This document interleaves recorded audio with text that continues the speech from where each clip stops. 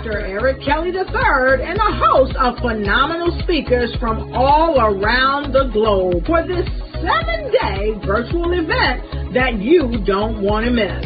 The mission of the Black Business Expo is to raise scholarship money from kids all the way from high school all the way from college. The Black Business Olympics is one of the largest Black business showcases in the world. It is an opportunity for businesses and companies to showcase their businesses globally. We are going to be giving away laptops up to $5,000 away to students. Again, I'm Olivia Appleberry, the founder of 2 Cents Finance and one of the speakers for the expo. I am so excited to see you there. For more info, go to www.blackbusinessexpousa.com or call 919-308-9090 and hope to see you there. I am Black Business. From the moment I wake until the time I sleep. Yes, I am Black Business. I am Black Business. Tell me, are you Black Business? I am Black Business. Do you support Black businesses? Listen, I support Black business because I am Black Business. Black Business Expo. One of the largest business showcases in the history of Black business in the world. The world! Sign up today at www.blackbusinessexpousa.com or call 919-308-9090. I am Black Business. I am Black Business. From the moment I wake until the time I sleep, I am Black Business. I am Black Business. Are you Black Business? I am Black Business. Do you support Black businesses? I support Black business because I am Black business. Black Business Expo, one of the largest business showcases in the history of Black America in North Carolina. Join Dr. Eric Kelly III and a host of phenomenal speakers from all around the globe for this 7-day virtual event that you don't want to miss. The mission of the Black Business Expo is to raise scholarship money from kids all the way from high school all the way from college. The Black Business Olympics is one of the largest Black business showcases in the world. It is an opportunity for businesses and companies to showcase their businesses globally. We are going to be giving away laptops up to $5,000 away to students.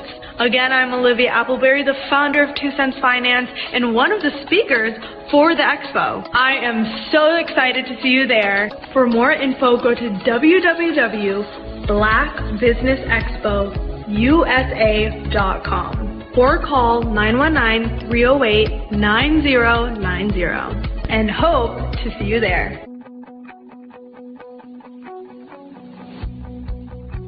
I am Black Business.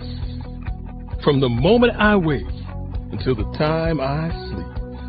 Yes, I am Black Business. I am Black Business. Tell me, are you Black Business? Black Business Expo. One of the largest business showcases in the history of Black business in the world.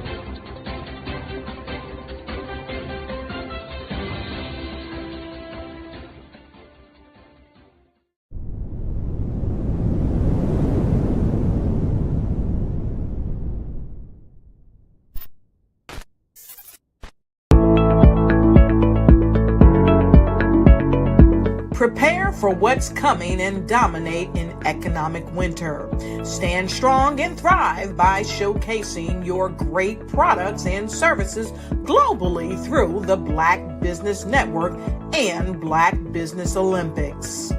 The Black Business Network has showcased over 2,000 companies with over $7 billion in sales each year. Over 10 million attendees have viewed the rebroadcast each month. Through the Black Business Olympics, unique styles of business training and mentoring are turning students into business owners and entrepreneurial warriors who will dominate in any economy. Gain the ultimate advantage of the Black Business Olympics, 7 days of unbelievable topics and speakers speaking around the globe. Donate your time and experience to provide expertise and scholarships to students worldwide and change the world. Now, more than ever, new insights, tools, strategies, and capabilities are needed. This is your chance for a major presentation to the world. Fill out the form and join the more than 2,000 speakers who have presented to over 200 countries. Join the Black Business Network streaming live into the Metaverse, STEM City, Black Multiverse Enterprises, Hulu, Amazon, YouTube, iHeartRadio, Apple, Facebook, LinkedIn, Pod TV, IBM TV, Spotify, and Google Podcasts. Sign up today. Spaces are limited, and we will see you there.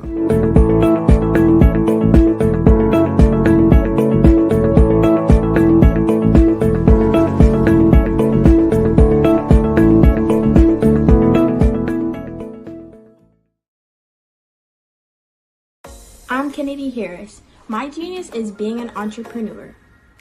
I'm the CEO of K-Lock, a company where I develop my very own line of kids supplements. I currently market my multivitamin for kids to help combat weak immunity. During the pandemic, research has shown that having a strong immune system is key to fighting off disease. My vitamins are for kids, but adults can benefit from them as well. I'm adding a proprietary blend to my supplement line.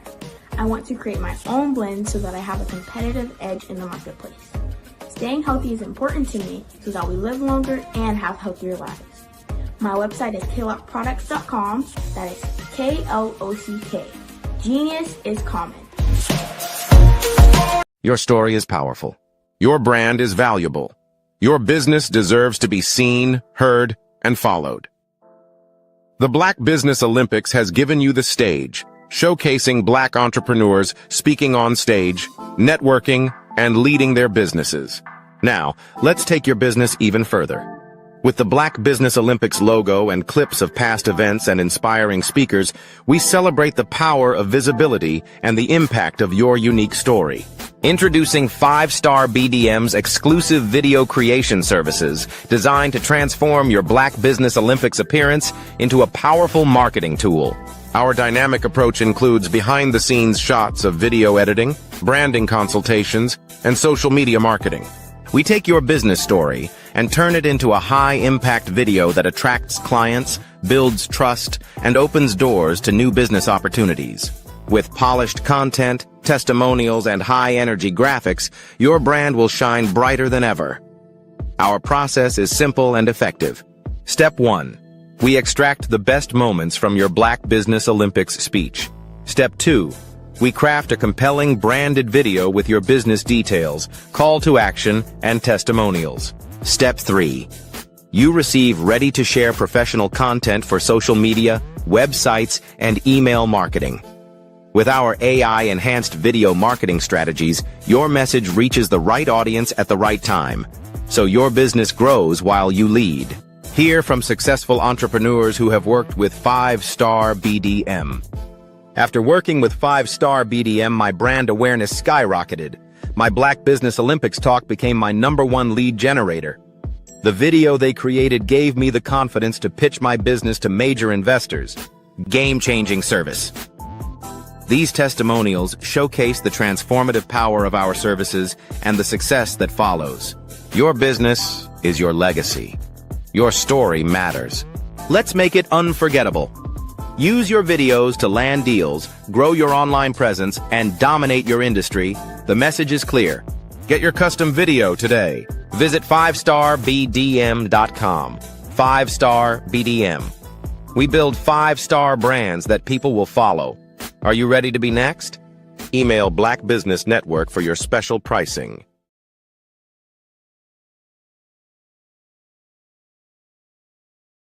Sometimes you got to hear the news from the Black perspective, and more specifically, Black publishers. And that's exactly why you have to download the HeyTie app, the largest mobile app delivering breaking news, videos, and podcasts from 200 of your favorite Black publishers. Yes, 200 Black publishers delivering news as it happens, literally all in one app. Go to HAYTI.com or download the app in the Google Play Store or Apple App Store. It's completely free, along with information that you can trust, so go check them out.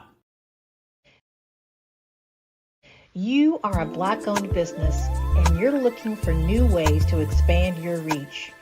Or you're a creative and you have an amazing story that needs to be told, seen, and heard.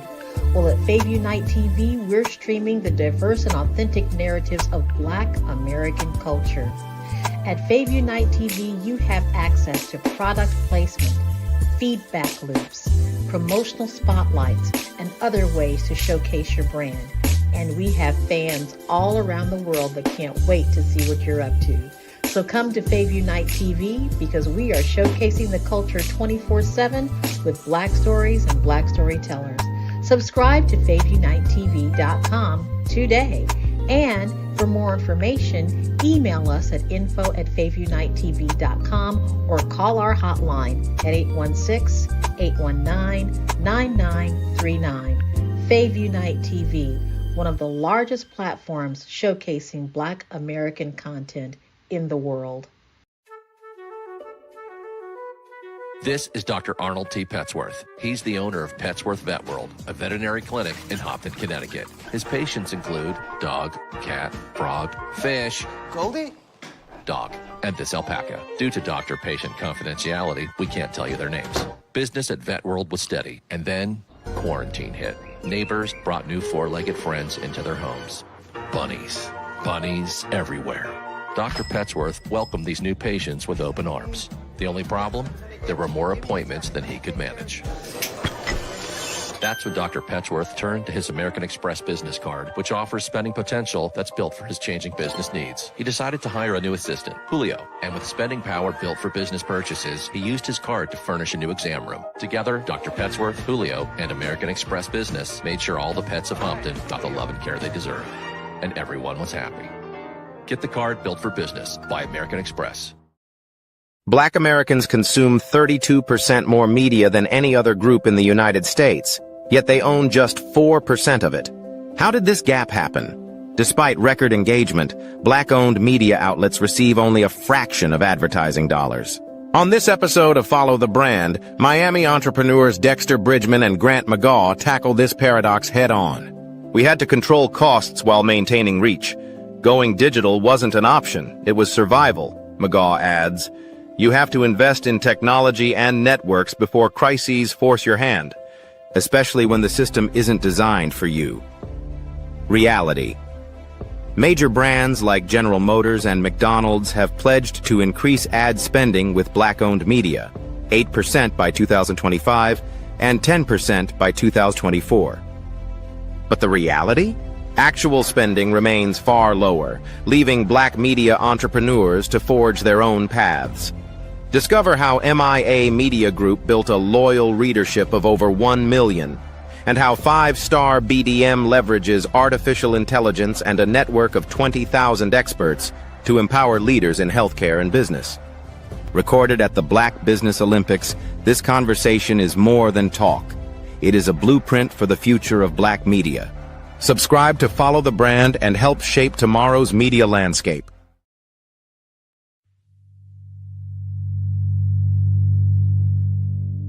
So what we have to do is when we get in the spot, we need to create some spots for us. That's the main thing. We need to be able to be in a position where we're able to create those spots for us.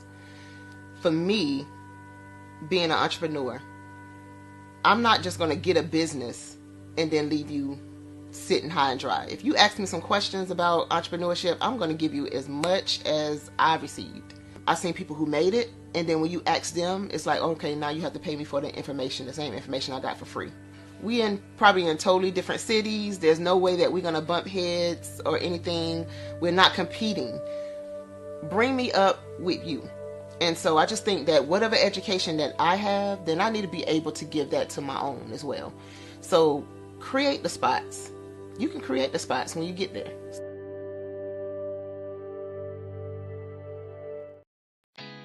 Did you know women represent just 3% of Fortune 500 CEOs and less than 15% of corporate executives at top companies worldwide?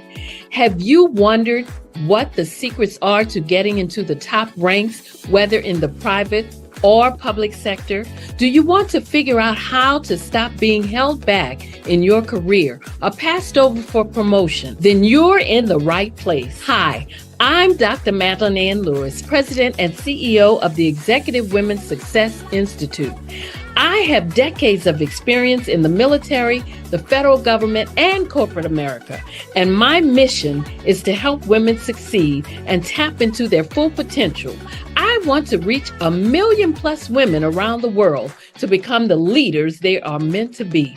So if you want to move into a management or executive level position, or maybe you are a female veteran transitioning out of the military into business entrepreneurship, then reach out to the Executive Women's Success Institute at 301-693-3284. Let us get you on the fast track to success.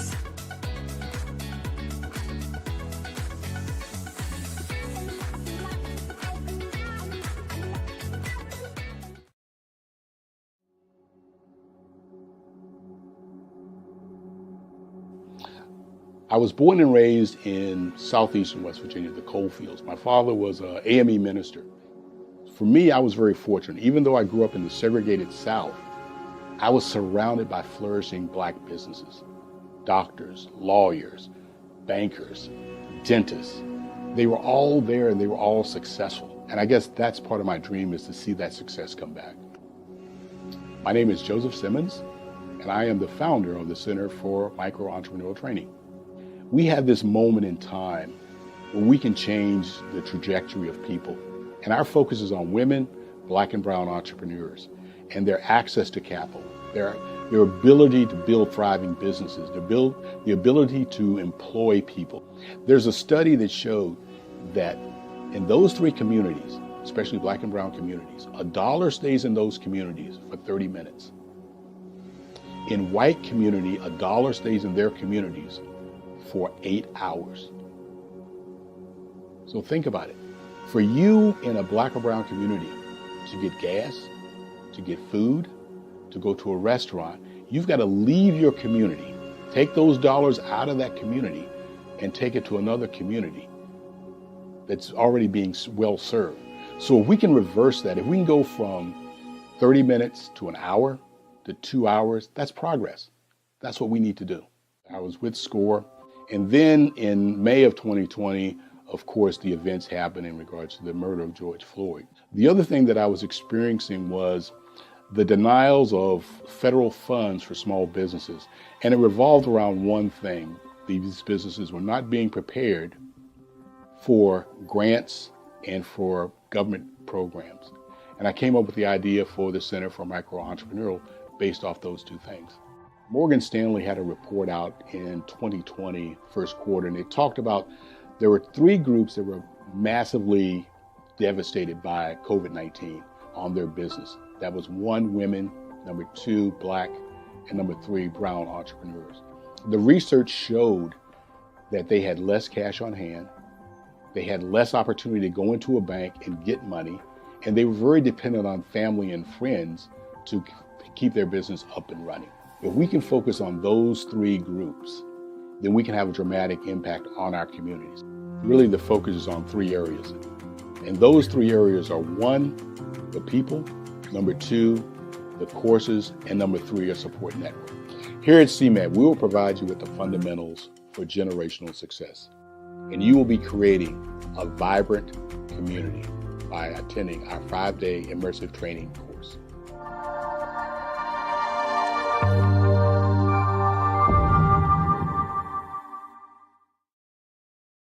Hey, welcome to Be the Victor Speaker Academy, where we do everything from video courses to our monthly membership. We got some personalized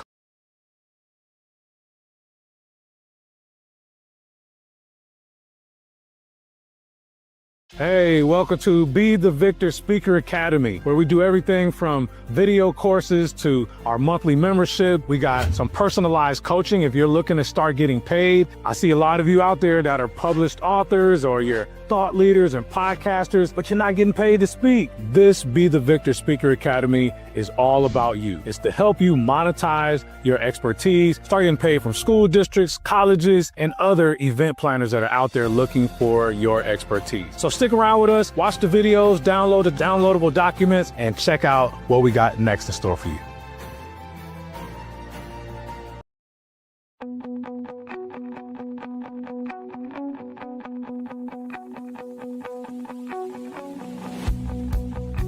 I am Black Business. From the moment I wake until the time I sleep. Yes, I am Black Business. I am Black Business. Tell me, are you Black Business? I am Black Business. Do you support Black businesses? Listen, I support Black business because I am Black Business. Black Business Expo. One of the largest business showcases in the history of Black business in the world. The world! Sign up today at www.blackbusinessexpousa.com or call 919-308-9090. I am Black Business.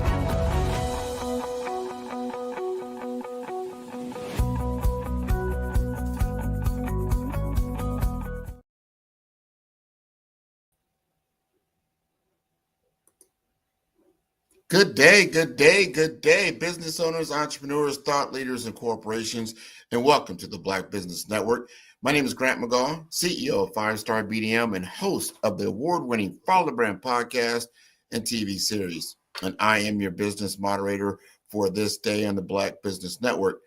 The Black Business Network is a 24-hour business network showcasing Black businesses, business owners, entrepreneurs, and thought leaders worldwide.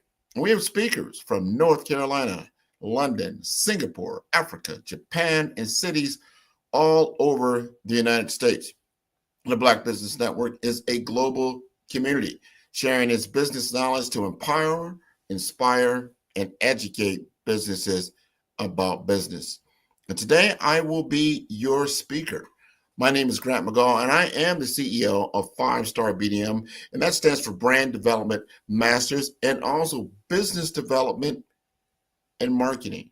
And one of the biggest trends in business development and marketing right now, without question, is artificial intelligence. Most people are not aware of all the different technology stacks that are in artificial intelligence, because they are more than what is popular right now, which is ChatGPT, Claude, Grok, and Gemini, and things like that. Those are very good foundational models. Those are large language models. But you might be starting to hear about something that is on the horizon, that is in our face right now. And this is a tool specifically, I would say, used for business development, and that is agentic AI, AGENTIC, agentic AI.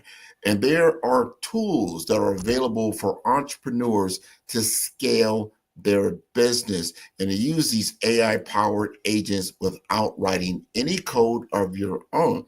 There are certain things that you can do by yourself, and you don't need to be a technological wizard. You don't need to employ an IT expert to do this for certain things. Obviously, there are certain integrations in your own technology stack that will require some professional help. But just to get acquainted with these tools is very, very important. So why agentic AI matters?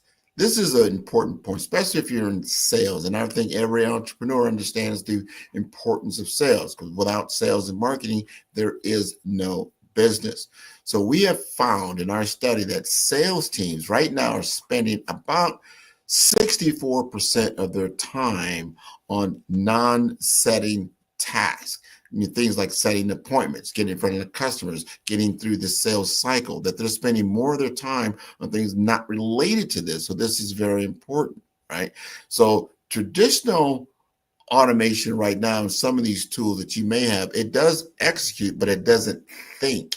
Agentic AI is something that actually reasons, it can plan, it can then adapt like a digital teammate. So think of it as an AI assistant that can actually put together some ideas for you that you wouldn't be able to do on your own. And now entrepreneurs can access these tools without coding. This is huge. This is pretty big, right? So when we think about what is agentic AI, it definitely is an automation that is enhanced with reasoning and with the power of LLMs, what we call large language models, again, like your ChatGPT, but it's now embedded in business processes. That is the key. So it's not just always customer facing. It's not just generating text, not just generating email. It's actually operating in the business in the background, helping you to break down complex tasks into smaller steps so they are consumable.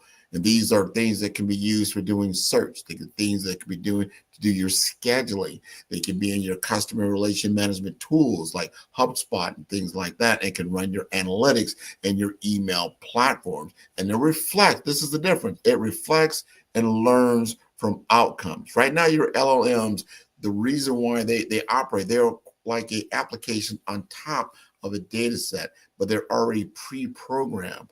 When you're using an agentic AI, you are giving it the programming. You become the master programmer within your business to utilize these tools, customize these tools, and personalize these tools for your business. That is a huge benefit for entrepreneurs because it's going to save you time on research. It's going to save you time on emailing. It's going to save you time on scheduling, and time is money, as we know. So you can run these self-optimizing marketing campaigns without you having to do them, or pay attention to them on a minute-by-minute basis. They're actually running in the background, and they're delivering increased value for you, and that is great. And then they can act almost human in certain aspects, right? You don't always want to use your tool to say, hey, I want to trick someone and say this is a human involved. No, it's a tool. We're used to these types of tools. Everybody got used to voicemail when it first came out.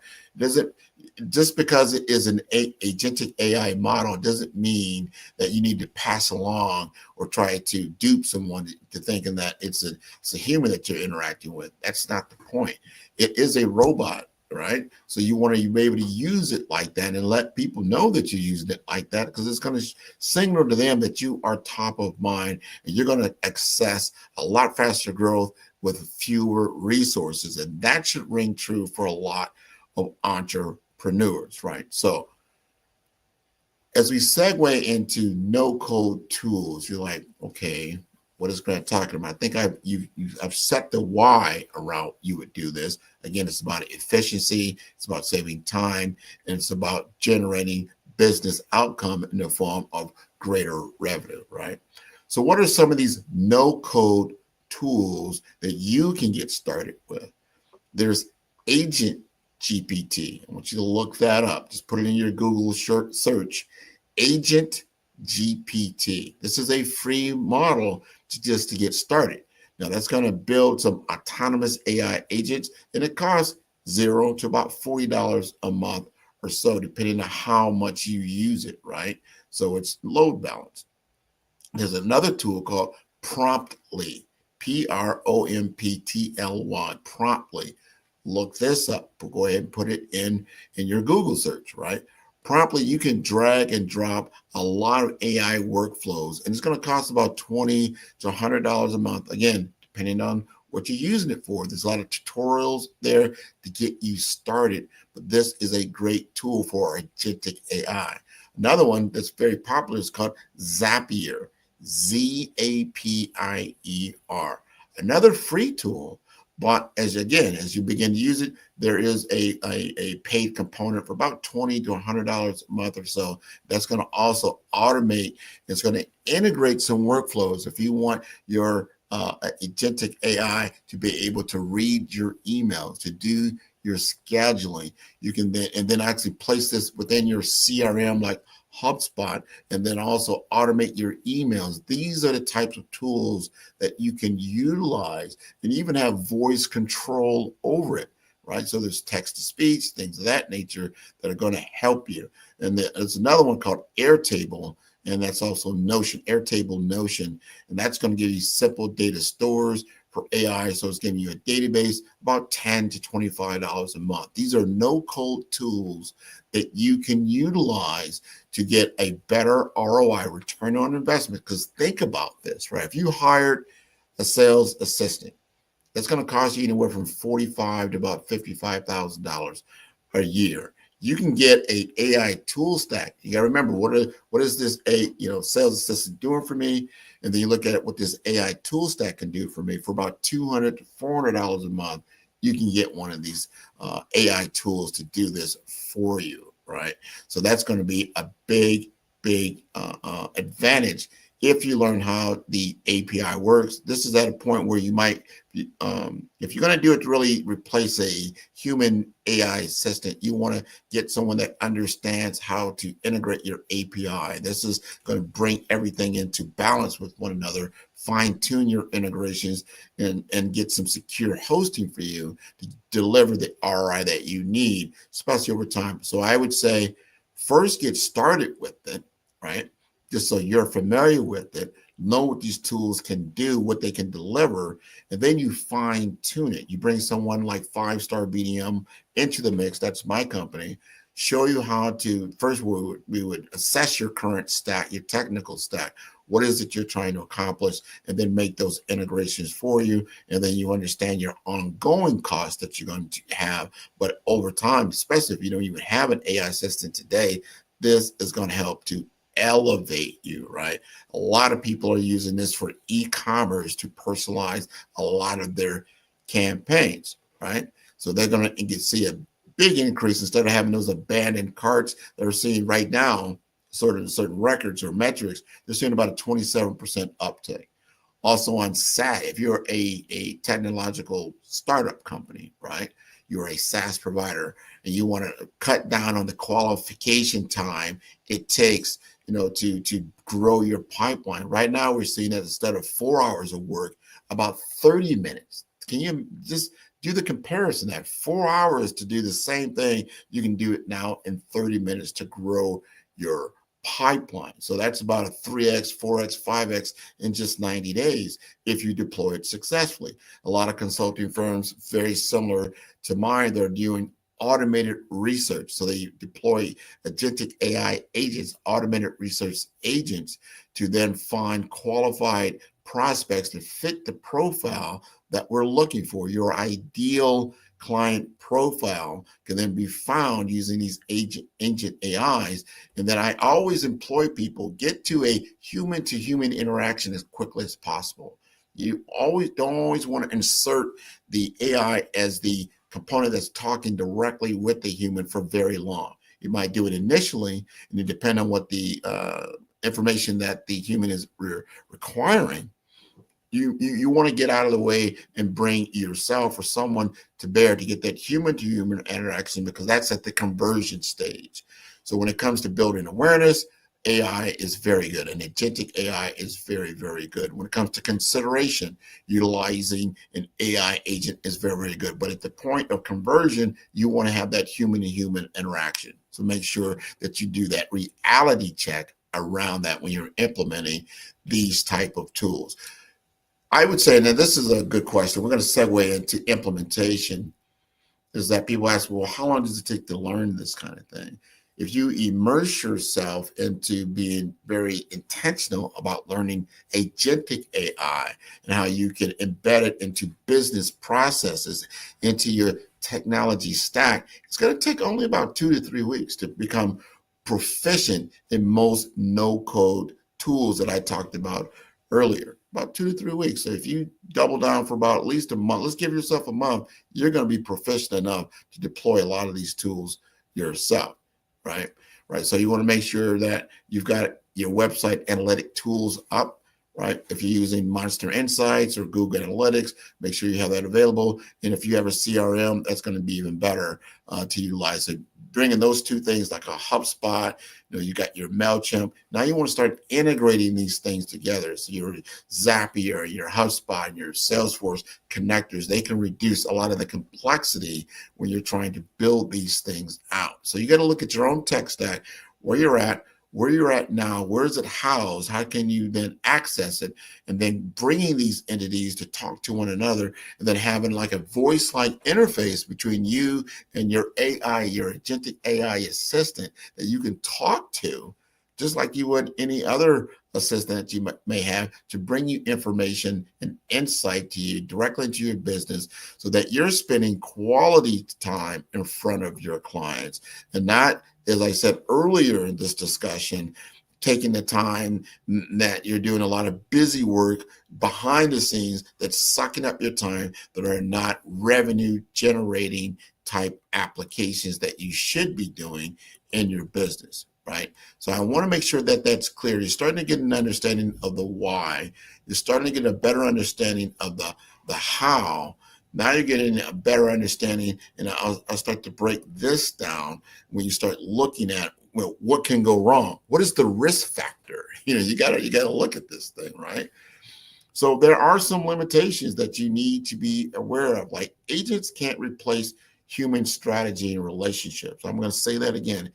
Agentic AI cannot replace human strategy and relationships. Remember, that is not the point of what you're using the agentic AI for. You want it in the background running a lot of the business operations that you don't have the time, then what you're not customer facing. So when you're getting to a human facing type application, you want to be in front of that person. Nothing replaces HI, which is human intelligence, right? You got to remember, what kind of data do you have? You have to really look at your data, because if data is poor, that's going to be a problem, right? Because your outputs are going to be poor. And if you don't have oversight on that, you're just multiplying mistakes. So you have to make sure that your data sets that you're integrating and that you're utilizing to make decisions on is accurate, right? So you got to make sure you have backup plans behind that, because if you just let it run and you just don't oversight, the human in the loop has got to be able to approve what is happening, especially if it's customer facing. And if there's some kind of failback, a manual failback that you might have to go to just in case it starts to have certain problems. So you want to avoid these kinds of problems, know what you're doing, understand when you've got to bring in a third-party tech provider to help you, because you don't want to pigeonhole yourself into a problem where you self-automated and then it's out of control because you're not taking the time and put in the protections that are needed to make sure that your information that you're giving out is going to be accurate, right? And there are, within these stacks, a lot of security and compliance considerations as well. If you're working internationally, there's GDPR, CCPA, that's going to ensure that your data is correct, and you have deletion rights. So if you got to go in and change things, you got to make sure, is this going to upset the integrations that you have? That's why you, at some point, as you get deeper and deeper into this, you will need someone like myself who understands technology and been able to implement this solution for you at scale, right, to help you to mitigate some of these problems. If you get into HIPAA, whether it's in healthcare or FINRA, within finance, these are things you need to be understand a lot of if you could get audited for whatever reason, right? So make sure that you understand what you're doing. The other thing, anytime you introduce anything new into a business, there's always going to be the buy-in factor, right? Do the people in the organization want to do this? Are they going to adopt the technology? Because if they do not adopt the technology, the actual implementation will fail. There's no doubt about it. Probably over 70 to 80% of technology that is implemented, especially at enterprise levels, they fail because of user adoption. They just don't buy into it and they don't use it, so you don't get the ROI out of it.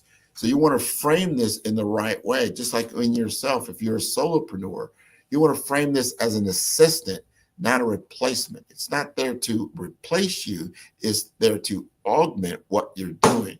If I can do something quicker, faster, better, why wouldn't you do that?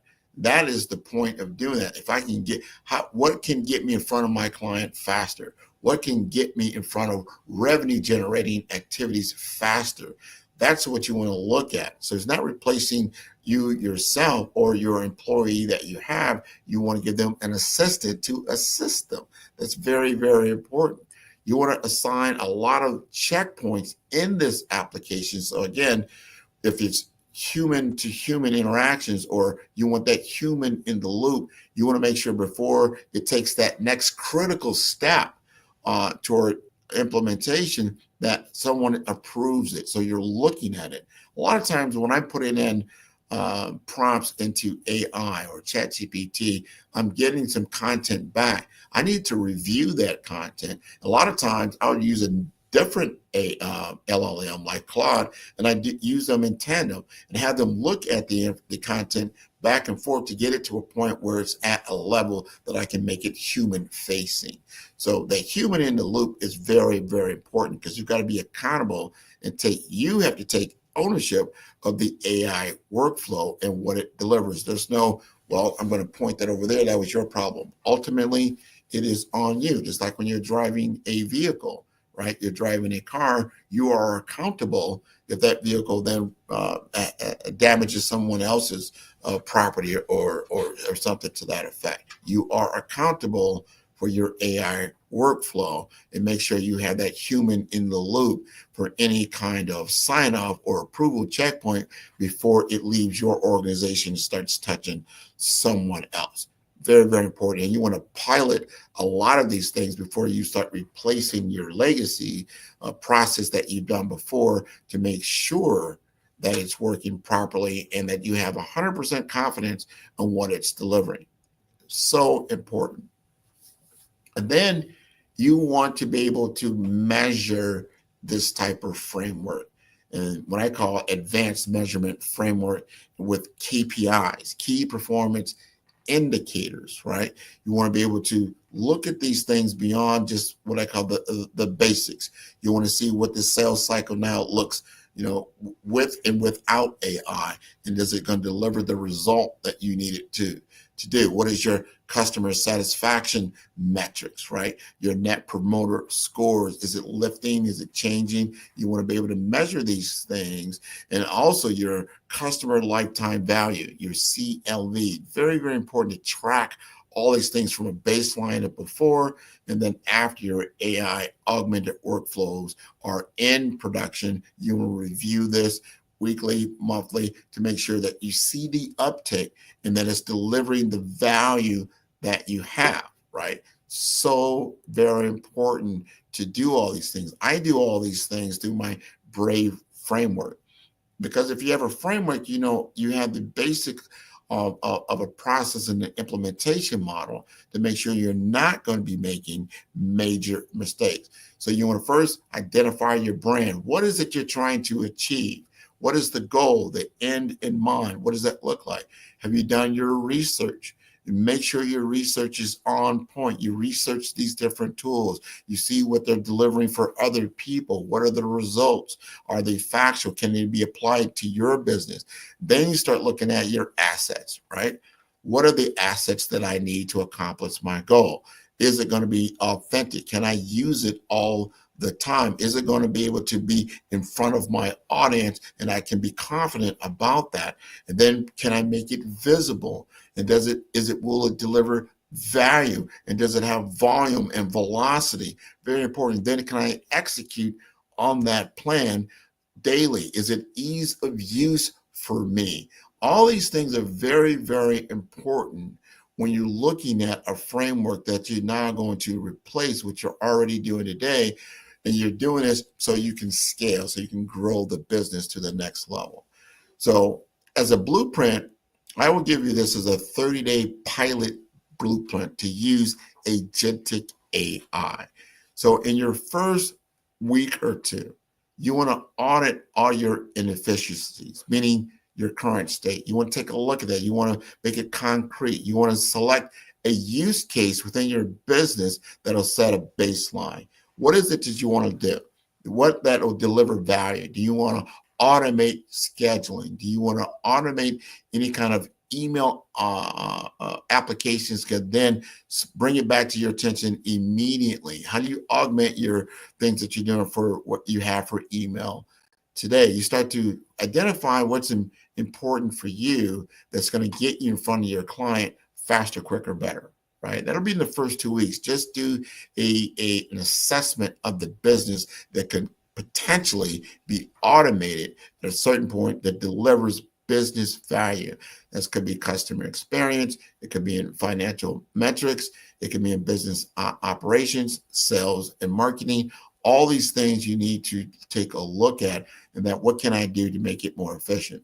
And then later in that month, in like weeks 3 and 4, you want to start, I would say, piloting and deploying these no-code agents with oversight. You want to monitor the outputs that you're getting first in the pilot. This is what a lot of people do. You have to have a test bed, right? You have a proof of concept.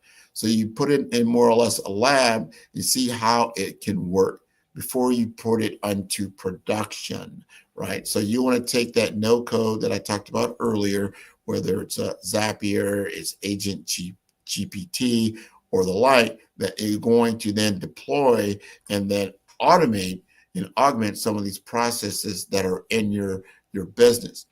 And then you're going to start measuring all these things. Track the time saved. So it's factual for you, right? Track the time saved, track the conversions that you have. Like, hey, I'm starting to see more and more opportunities close, or I'm starting to see my pipelines getting filled quicker and quicker because I've automated some of these processes within what I'm doing. It could be as simple as, you know what, it takes me to create a PowerPoint today. A PowerPoint deck takes me anywhere, for some people, 4 to 8 hours, or maybe even more, depending on what that is. If I can then take that and do that now within seconds, minutes, or an hour, that's an incredible win. And you can do that with tools. Here's another tool that I've been using a lot. It's called Gamma, GAMMA.app. You can generate a PowerPoint, professional PowerPoint presentation within seconds, basically. But you have to give it the right information for it to build it to spec, your specification. So it's delivering the communication that you're looking for it to do, right? So these are types of things that you can do. So this takes something that takes up a lot of time, but it's simple to then automate by using some of these tools that you can deliver at scale. Very, very important to do this. Now, after you've got it deployed and you feel that you're at a point that you can move it even further, that's when you begin to look at, all right, how do I scale this, right? And you've got to start looking at what we call a post-pilot scaling roadmap, something you now deployed it. Now you want to take a look at it even more. So this is further down the road, months 2 through 6. You've got it deployed. You understand what the problem that it solved. You've deployed it. It is starting to solve that problem, right? Now you're looking in 2 to 6 months. What do you want to then take a look at?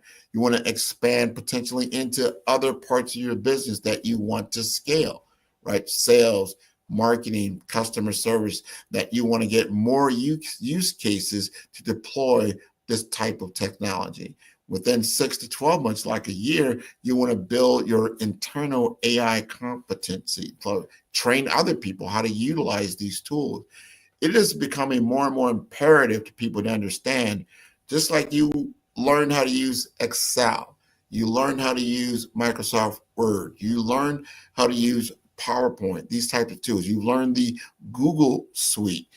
You're going to have to learn these AI tools just like that. And that comes from just utilizing them and understanding that you're now building a cross-functional AI playbook, that you've got AI embedded now in your business processes at scale.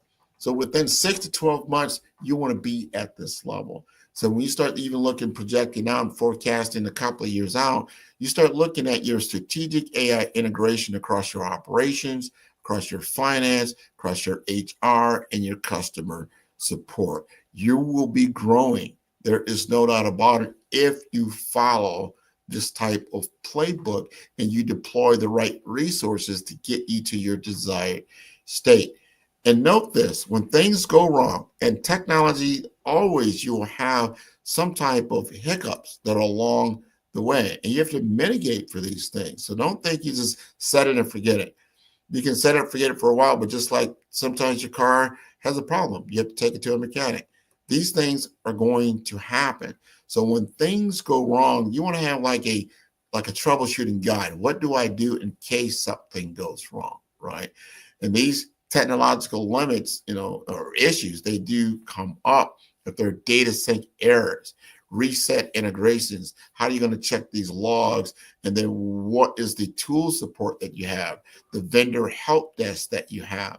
These things happen. Your internet goes out, you got to call somebody. They got to come back, they got to come out.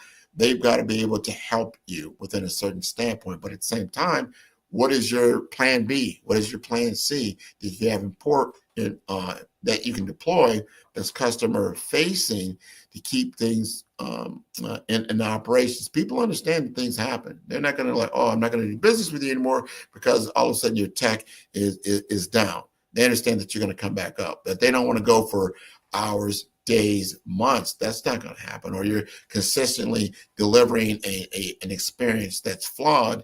That's going to be a problem. So you want to make sure what your tool support looks like. You want to identify your technological entities. You want to create a community around what you've got. If you're utilizing OpenAI, you're utilizing Zapier, you want to have these forums that other people are utilizing these tools that you can then begin to tap into their knowledge base. Like, hey, when you deploy this, did you experience this?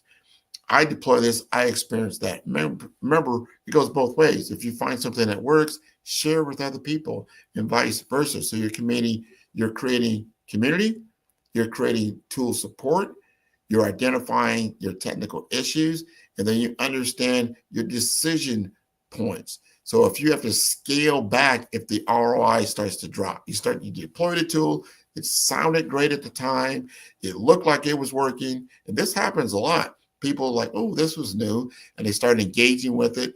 And then as they engage with it, they start to slow down on that engagement. So if you keep going because you thought you had that initial bump, and then it starts to drop off, you need to pivot. You need to understand you need to have business agility. You have to have flexibility in what you're doing and understanding, because this is still a lot of work in process, and it may have worked for a little bit of time, but not on long term. And it's hard to discern that until you get deeper into it. So all of these things you have to take in consideration. And then one of the most important things you want to look at is your competitive differentiation, right? How are you competing in the market with these new tools? That is gold. And you want to be able to say, is this giving me a leg up over my competition? Am I a first mover? Do I have first mover advantage when it comes to capturing market share over others? Do I have proprietary data? Do I have intellectual IP now? Do I have intellectual assets that I can now deploy? Do I have a built out custom data set that I can actually sell to other people? And I've created a new revenue stream for myself. This is very important because now you have a unique IP that you did not have before. So you start to look at what you can actually do and operate in all these things. So what are your next steps? I say identify repetitive and time-consuming tasks. Do that first. Identify repetitive and time-consuming tasks. Choose one of these no-code tools that fit your workflow. Agentic Agent GPT that I talked about earlier, right? Perplexity. These things are very, very important. Zapier. How can you then integrate if you're using ChatGPT into your business process using integration tools, and then launch a 30-day pilot project, right? And then document everything that you have done so you can scale across a lot of your other business processes. So important. Once you start getting into this and you start to realize, you know what, maybe this is not my particular skill set. I need to understand these things, but I need somebody to help me first get started. This is where you contact 5-Star BDM. That's 5-Star, B for brand, B for development, D for development, infomasters.com. And you contact me for your business development and your marketing needs. I would do a 30-minute assessment call with you. We'll talk about where you're at, what you potentially could use to automate your particular business. We need to first identify what are potential problems in your business that are limiting you when it comes to revenue generating type activity. This is probably the number one problem within small businesses today. Why do they close their doors within those first 5 years? Ultimately, it comes down to revenue. They're not generating the type of business that they need to sustain themselves. So their business and their revenue generating activities are not in sync. They're not aligned, and they can't concentrate on everything. I can't do sales and marketing, 80% of the time and just run the business. 20%, meaning delivering on the product or service that you have 20% of the time. It's not going to work. You start to understand what you can do when you're first starting out with limited capital, limited budget. What can I do to augment this, to do some automations in my sales and marketing to generate business, to generate revenue, and then I can deliver on that particular product or service that I have at scale. And I can do this either myself, I'm using contract service, or I'm going to hire an FTE, which is a full-time person into my business. All these things are important. I'm giving you this playbook because this is the greatest opportunity for small business. And I'm talking micro businesses for 1 person, 2 to 10 person businesses, or up to 50 employees to compete at a much higher level than they ever could before. They are projecting right now that we will experience probably in the next 3 to 5 years, the first 1 person billion-dollar business. Think about that. Think about that. You're listening to me right now. You're 1 person. And as 1 person, you can generate a billion-dollar business. Operate a billion-dollar business utilizing this type of methodology, this type of mindset, this type of tool set, and having this kind of skill set. You need to acquire the artificial intelligence skill sets in order to compete in this new digital world. So important to do that. Again, I want to thank you this morning for listening to me on the Black Business Network and what we are doing from a mission standpoint to deploy and enable our businesses to compete at a much higher level to expand and rebuild Black Wall Street. So important. And understand that the Black Business Expo's mission is to raise funds for high school seniors going to college or K-12 entrepreneurs. This expo is a fundraiser for students, and you may go to www.blackbusinessexpousa.com to donate to the scholarship fund, or use the Cash App that is on the screen below. That is $BBXUSA. Our goal is to give laptops and up to $5,000 to 10 students. And students, you can register online at www.blackbusinessexpousa.com. Every dollar counts, so we want to remind you to donate to the scholarship fund. And we want to thank our Black Business Expo USA sponsors for August 2025. And they do include NC100, Moody Capital Partners, Suede Soul, Lotus Rocher Coaching and Training, Carolina, Virginia Minority Supplier Development Council, Step Management, the Hello LLC, Barbara H. Smith LLC, Margie McLean Foundation Incorporated, Genius is Common, Earth Essentials, Milani Shani Global, 5-Star BDM Media, Banks LLC, Executive Women's Success Institute, The Quality Coaching Company, Superwoman Business Services, Creative Force Studios, Lee Entertainment, Artistic App Design, Black Business Expo USA. Genius is common, and I will see you on the other side.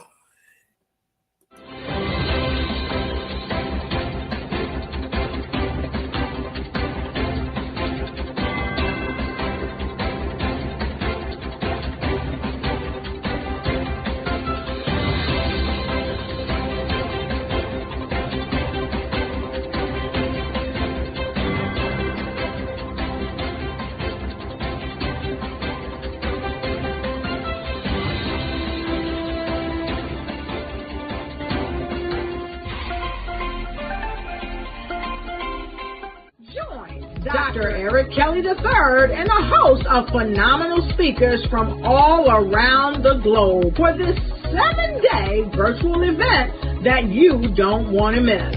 The mission of the Black Business Expo is to raise scholarship money from kids all the way from high school all the way from college. The Black Business Olympics is one of the largest Black business showcases in the world. It is an opportunity for businesses and companies to showcase their businesses globally. We are going to be giving away laptops up to $5,000 away to students.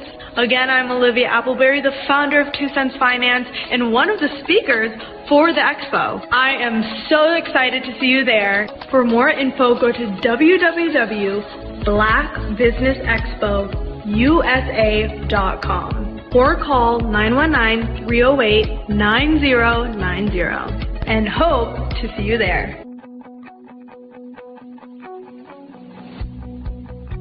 I am Black Business. From the moment I wake until the time I sleep. Yes, I am Black Business. I am Black Business. Tell me, are you Black Business? I am Black Business. Do you support Black businesses? Listen, I support Black business because I am Black Business. Black Business Expo, one of the largest business showcases in the history of Black business in the world. The world! Sign up today at www.blackbusinessexpousa.com or call 919-308-9090. I am Black Business. I am Black Business.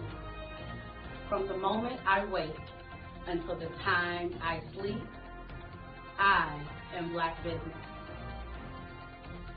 I am Black Business.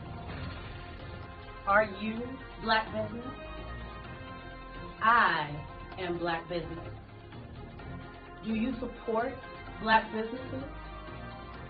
I support Black business because I am Black Business.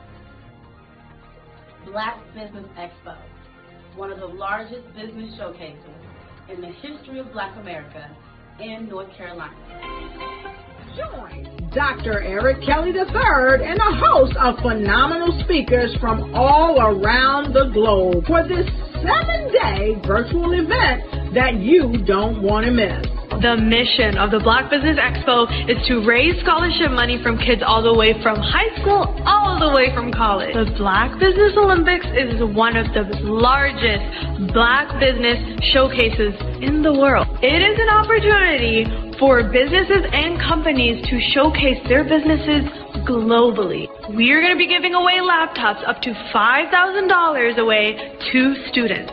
Again, I'm Olivia Appleberry, the founder of 2 Cents Finance and one of the speakers for the expo. I am so excited to see you there. For more info, go to www.blackbusinessexpousa.com or call 919-308-9090 and hope to see you there. I am Black Business. From the moment I wake until the time I sleep. Yes, I am Black Business. I am Black Business. Tell me, are you Black Business? Black Business Expo, one of the largest business showcases in the history of Black business in the world.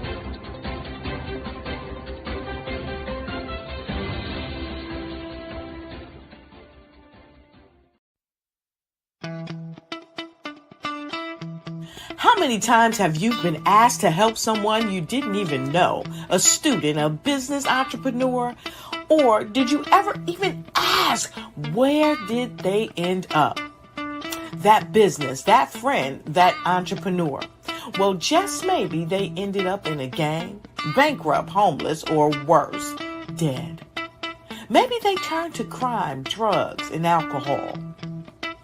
Did you ever wonder? Did you destroy their dream, or was your life always so easy? At the Black Business Olympics, we started a movement to help students complete. Give them hope and foster success. Help them to leave their dreams of providing laptops, computers, and up to $5,000 in scholarship funds. Today, we ask you to help a student, a business owner, or an entrepreneur to realize their dream by sponsoring them, supporting them, and buying from them. Consider this.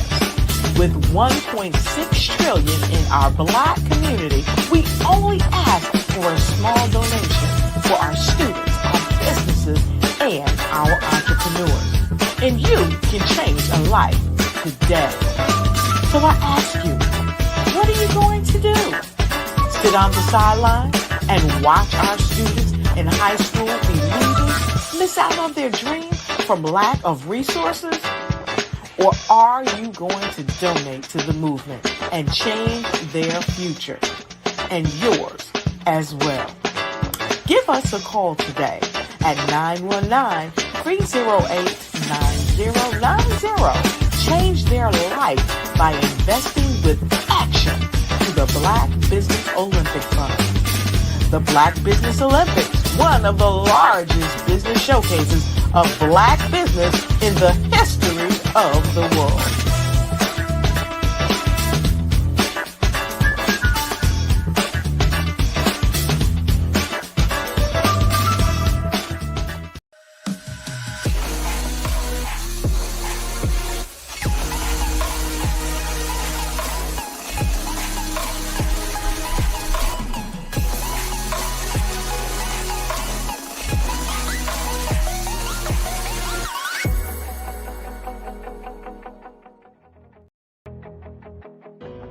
I am Black Business. From the moment I wake until the time I sleep, I am Black Business. I am Black Business. Are you Black Business? I am Black Business. Do you support Black businesses? I support Black business because I am Black Business. Black Business Expo, one of the largest business showcases in the history of Black business in the world.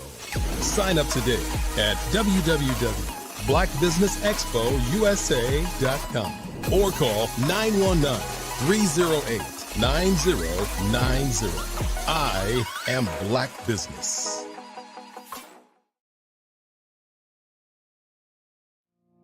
Did you know that approximately 333.34 million businesses exist today, according to a report from 2021?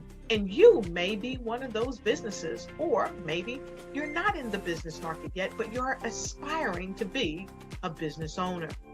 Well, guess what? You're in the right place at the right time. Because let's face it, everything is about timing and opportunity.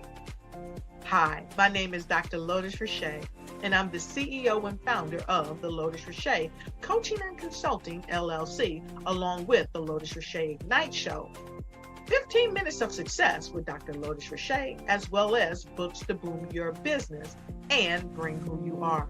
And today, I want to bring this amazing message to you about the Black Business Network and the Black Business Olympics. See, the Black Business Network and the Black Business Olympics is designed to help people just like you, that's right, that look like me, to take their business to the next level. Not just in your front yard or your backyard, but globally. The Black Business Network and Black Business Olympics is designed not to just help you survive, but to help you thrive. So join us today as we come together with businesses all around the world to support our students, our children, our young teens, our young entrepreneurs. What we do is we come together to help raise funds for students who are aspiring to be business entrepreneurs, who are aspiring and who are thriving in college. We endow them with a wonderful opportunity to gain scholarship of either a laptop or several thousands of dollars. And we invite you to help be a contributor to this amazing opportunity to help someone that looks just like you. So join us today at our website and let us connect with you and help you ignite and take flight in every area of your life on the Black Business Network and the Black Business Olympics. I'll see you on the other side.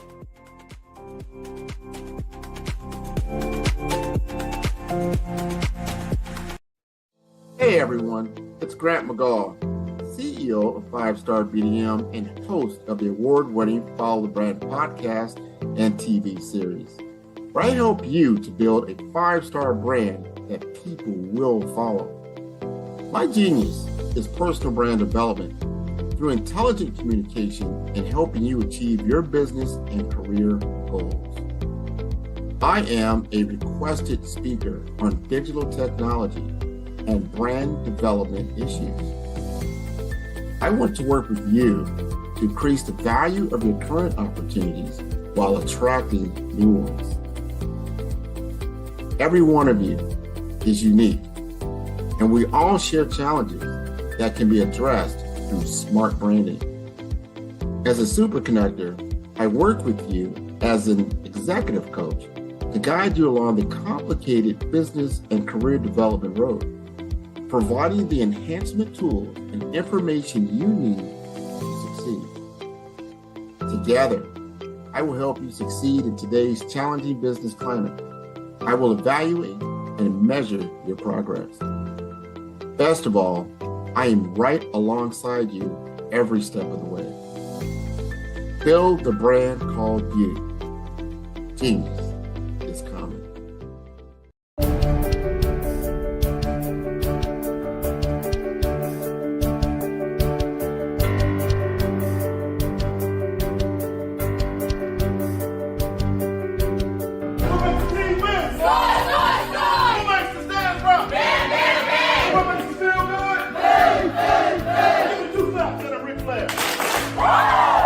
When you hear the word extraordinary, what words come to mind? Outstanding, above and beyond, yes, way above average, amazing, huge, right?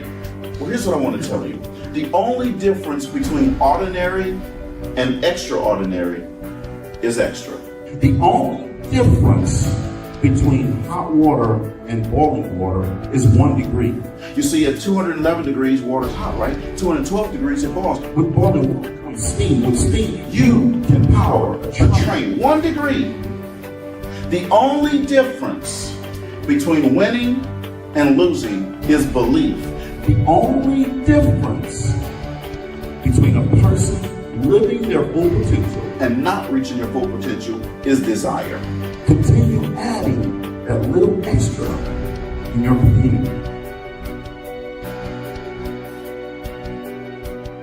There's a difference between success and significance. Success is adding value to yourself. Significance is adding value to other people. The question you have to ask yourself there is, how can I add value to them? So you have to be intentional about how you're going to add value to that person. Everybody wants to know that you have something good planned for them.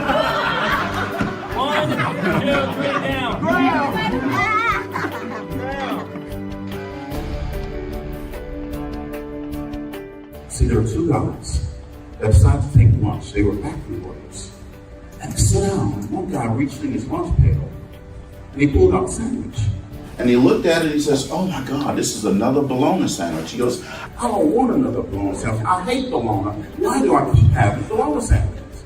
His friend said, calm down, man, just relax. He says, it's gonna be okay. He says, next time, tell your wife, don't fix your bologna sandwich, and it'll be okay. He said, leave my wife out of this. I fix my own one every day. You see, the bologna that we have in our life, we pack it. The bologna that we pack in our lunch pail, we put it there. The question is, what bologna are you packing in your lunch pail every day? What bologna are you packing with you from last year into this year? And what bologna are you going to pack from this year into next year? This young lady right here, I got married when I was 19. She was 17, senior at Washington Marion High School. We didn't want bologna in our lives forever. We decided to live a life of significance and give back to our community that helped us every day. Not every other day, not some days, not most days, but every day to give back to someone else.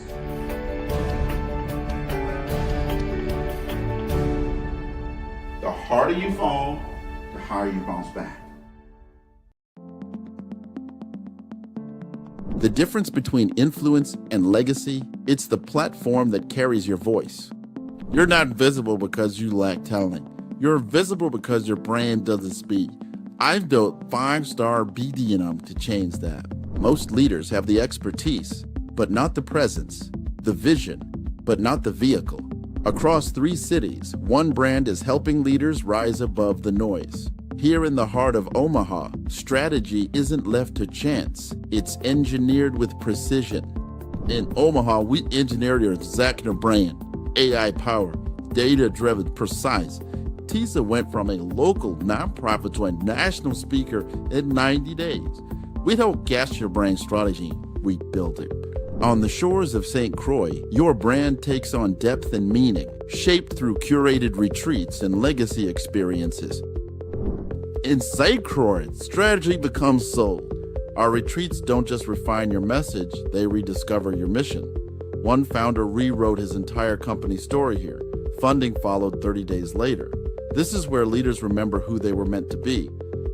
In vibrant Miami, momentum meets amplification, transforming your voice into a movement.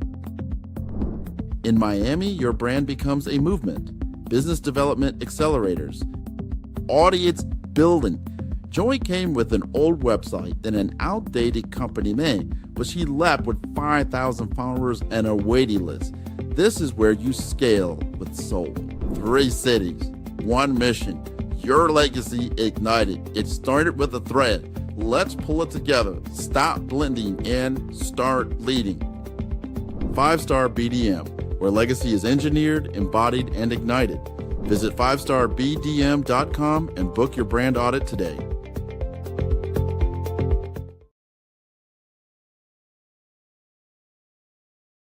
Grant McGaw, CEO of 5-Star BDM, is turning heads in the healthcare and information technology sectors with his groundbreaking approach to personal branding and business development.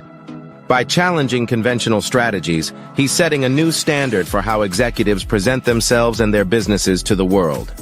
McGaw's expertise isn't just about standing out. It's about strategic guidance, generating leads, and building networks that propel executives beyond their competition. His focus on authenticity allows leaders to leverage their unique stories, driving exponential growth and success in their industries. Beyond branding, McGaw is a fervent advocate for diversity, equity, and inclusion in the workplace. He's committed to helping organizations cultivate environments where innovation and collaboration thrive through inclusive cultures. And for those eager to dive deeper, McGaw hosts the Follow the Brand podcast. Here, he unpacks the intricacies of personal branding and business growth, offering valuable insights for professionals eager to redefine their identities and share their narratives with the world.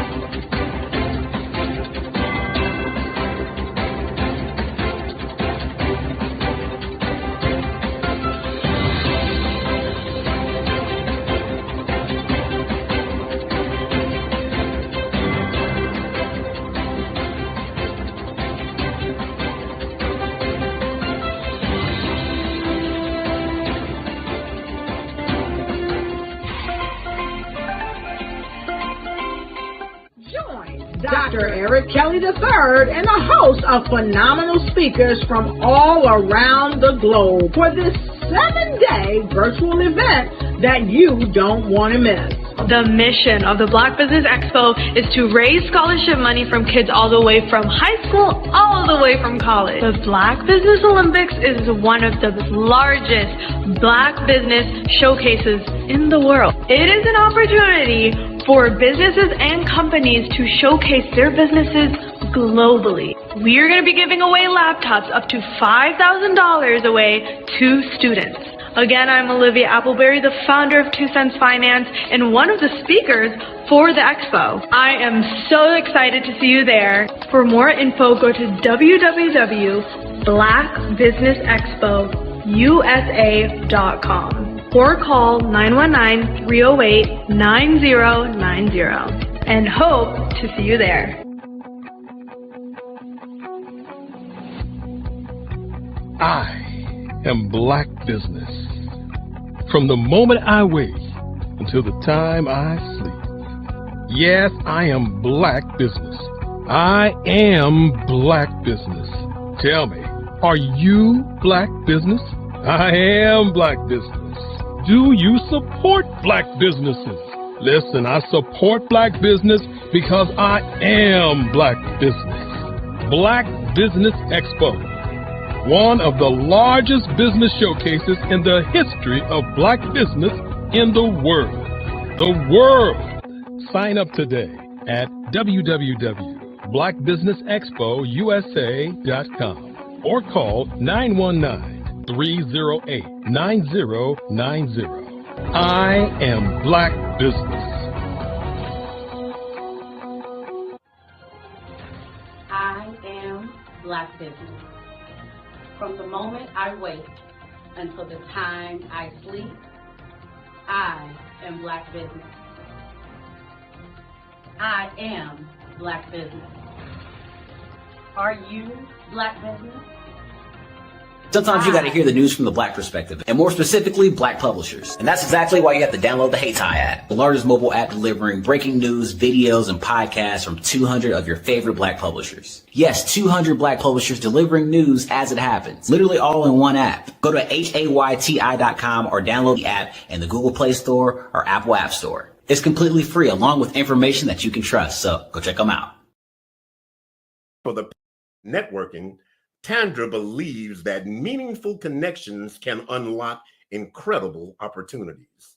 After attending numerous events that missed the mark, she saw a need to improve how people approach networking and conversation. Tandra has since empowered hundreds of entrepreneurs to build strong relationships, create opportunities, and generate residual income through her strategic approach to network development. Her experience working alongside industry leaders has expanded her expertise and her mission to inspire and educate entrepreneurs to achieve global success. A little bit more. Beyond her networking work, Tandra co-hosts group discussions, speaks on podcasts, and regularly engages at events, sharing her insights and empowering others to reach their full potential. Ladies and gentlemen, I present to you Dr. Tandra Price. Thank you so much, Mr. Anderson, for that amazing introduction. I'm glad to be here at the Black Business Network to talk to you about something that I am so passionate about. Well, we're so glad to have you, Doctor. So very, very glad to have you. Genius is coming, and we'll see you on the other side. Absolutely. Thank you so much. Again, my name is Dr. Tandra Price, and I am so excited to be here with you today to talk about something that is so passionate and dear to my heart, which is mastering the art of communication. Just a little bit more about me. Again, I am a 3-time best-selling author. I am the founder and owner of Tap In Magazine, which is a global recognized publication. We have over 7,000 plus online distribution. We are passionate about helping entrepreneurs grow their network, but also amplify their voice and make sure that they're seen, heard, and noticed. When we talk about mastering the art of communication, there's something that I like to always emphasize is when we're talking about communication is, excuse me, the most important communication skills that we all need to know is uniquely being interested in the other person and deeply understanding them. A lot of times when we think about networking, we always have our own special agenda, but we really got to find out what is our potential prospects' interests are, what are they really looking for, and how can we help them? So I'm going to talk to you about 5 important keys to mastering the art of communication. The first key we're going to talk about is the best way to start a conversation. The second key we're going to talk about, when is the best time to network? The third key that we're going to talk about is creating an action plan. We want to make sure that we always have an action plan when we're talking about mastering the art of communication. Fourth, we're going to talk about creating a solid network using LinkedIn, which is a platform that is so utilized and overlooked. And then the last key and most important component is we're going to talk about the digital aspects of mastering the art of communication. When we think about mastering the art of communication, remember it's networking, but networking is an investment in your business. It takes time, but when it's done correctly, it can yield great results for years to come. When we think about mastering the art of communication and networking, we can really simplify it all for everyone or anyone who is, whether they're introvert or extrovert, whether you are expert in networking or you've been a seasoned networker, we can always find some challenge in starting a conversation. The strategies that I'm about to share with you, they've been proven and tested, and they'll equip you to seamlessly integrate networking into your daily operation. But let's take a step real quick and talk about 4 steps to the effective communication. Step 1 is we want to make sure that we're crafting a clear and concise message. We want to make sure that our audience understand exactly what it is that we're trying to say. Step 2, when we're talking about effective communication, we want to make sure that we're clearly asking our potential prospects what it is that we want. We got to make sure that we're delivering that message so they don't get confused. Step 3, we want to make sure that we're describing the value of our products and services that we deliver. And step 4, we want to make sure when we're doing effective communication and we're actually looking for prospects, how can we deliver a message to make sure that if they don't have our products and services, that they would be without. So we want to make sure that we're actually delivering a message that clearly states those 4 effective communications. But I also get asked a lot of times, when we're thinking about mastering the art of communication and delivering a message, what does that really look like? Well, there's multiple platforms out there that you can use to actually master the communication. Anytime that you are trying to put out a mass communication message, you want to make sure that you're on platforms that allow that to go seamlessly and effectively. So I'm going to share with you just a few of these platforms. Some of them you may already use. Some of them you probably incorporating right now. But if you haven't, these are some platforms that you can take a look at to actually make sure that your message is going out in an effective and an efficient way. First, we have emails. Everyone uses, whether you have Outlook, Gmail, whatever that may be, we use email as a way of mass producing communication to our audience or to our clients. We have Slack, which is another amazing platform. Microsoft Teams. If you have a team, this is rarely used in a lot of corporations and communications, but it's a way to get a message out to your team. Zoom, which is a major good platform, even if you do Zoom Enterprise. Skype, WhatsApp, if you're trying to actually go international. If you're trying to reach people on an international level, WhatsApp is a very, very good platform. Google Meet, Facebook Messenger. We wanted to make sure that we're using Facebook Messenger to its maximal ability, because we always use Facebook when we're actually sending messages. We're trying to communicate with our community, but we want to make sure that Facebook Messenger is another way that we can use, another platform that you can use when trying to deliver a message. Twitter, Streamline. You also have the handy dandy phones that we use. Video chat, going live is another good way to do a message where it kind of almost seems like a personal message. Messaging apps, team chats, LinkedIn message is something that we'll get into a little later, but it is a really good platform to actually send out an effective communication. And we also have Instagram. So let's kind of jump into the very first 5 keys that I talked about, which is, how do we start a communication? How do we effectively approach someone when we're trying to actually have that conversation? The very first thing you want to do is have an introduction. Now, when you're doing an introduction, it doesn't have to be complicated. You could just simply say hello, even smile. Smile is a good way to start a conversation. If you're in a professional setting, make sure that you reach out your hand or extend your hand to a firm handshake. Make sure that you are actually looking them eye to eye as well when you do that firm handshake. The second way when doing an effective approach and starting a conversation is ask questions. A lot of times when we are asking questions, it prompts a response. We're going to make sure that we're actually communicating with one another. But when you're asking questions, the other person has no other choice but to respond. Third, make sure that you are complimenting. Doing a compliment is the best way to start a conversation. All you know that I love shoe shopping. So every time I go into a location or a retail store that I'm looking at shoes, I always look at the person that's in there. If it's someone that I'm trying to connect with, I always compliment them on the shoes that they're trying on, maybe even the shoes that they have on. But I'm always doing a genuine compliment. And when you do a genuine compliment, it again sparks a response. People like when you compliment them and say nice things about them. The fourth thing is asking people for their advice or opinion. People love to be helpful. They love to share the information and knowledge that they have. So asking for other people's opinion is a great way. Now, this was my favorite one. This is the 5th way, which is humor. Always have an inside pocket joke in your pocket. When you go to whether a networking event in person, or if you're just out and about and you're in a crowd of people, what easier way to break the ice is doing a humor, having a joke in your pocket. Have just a standard joke, nothing crazy, but just something to break the ice where you can feel more comfortable in the environment that you are. And then you'll be able to have a more effective approach, and it's easier to initiate a conversation.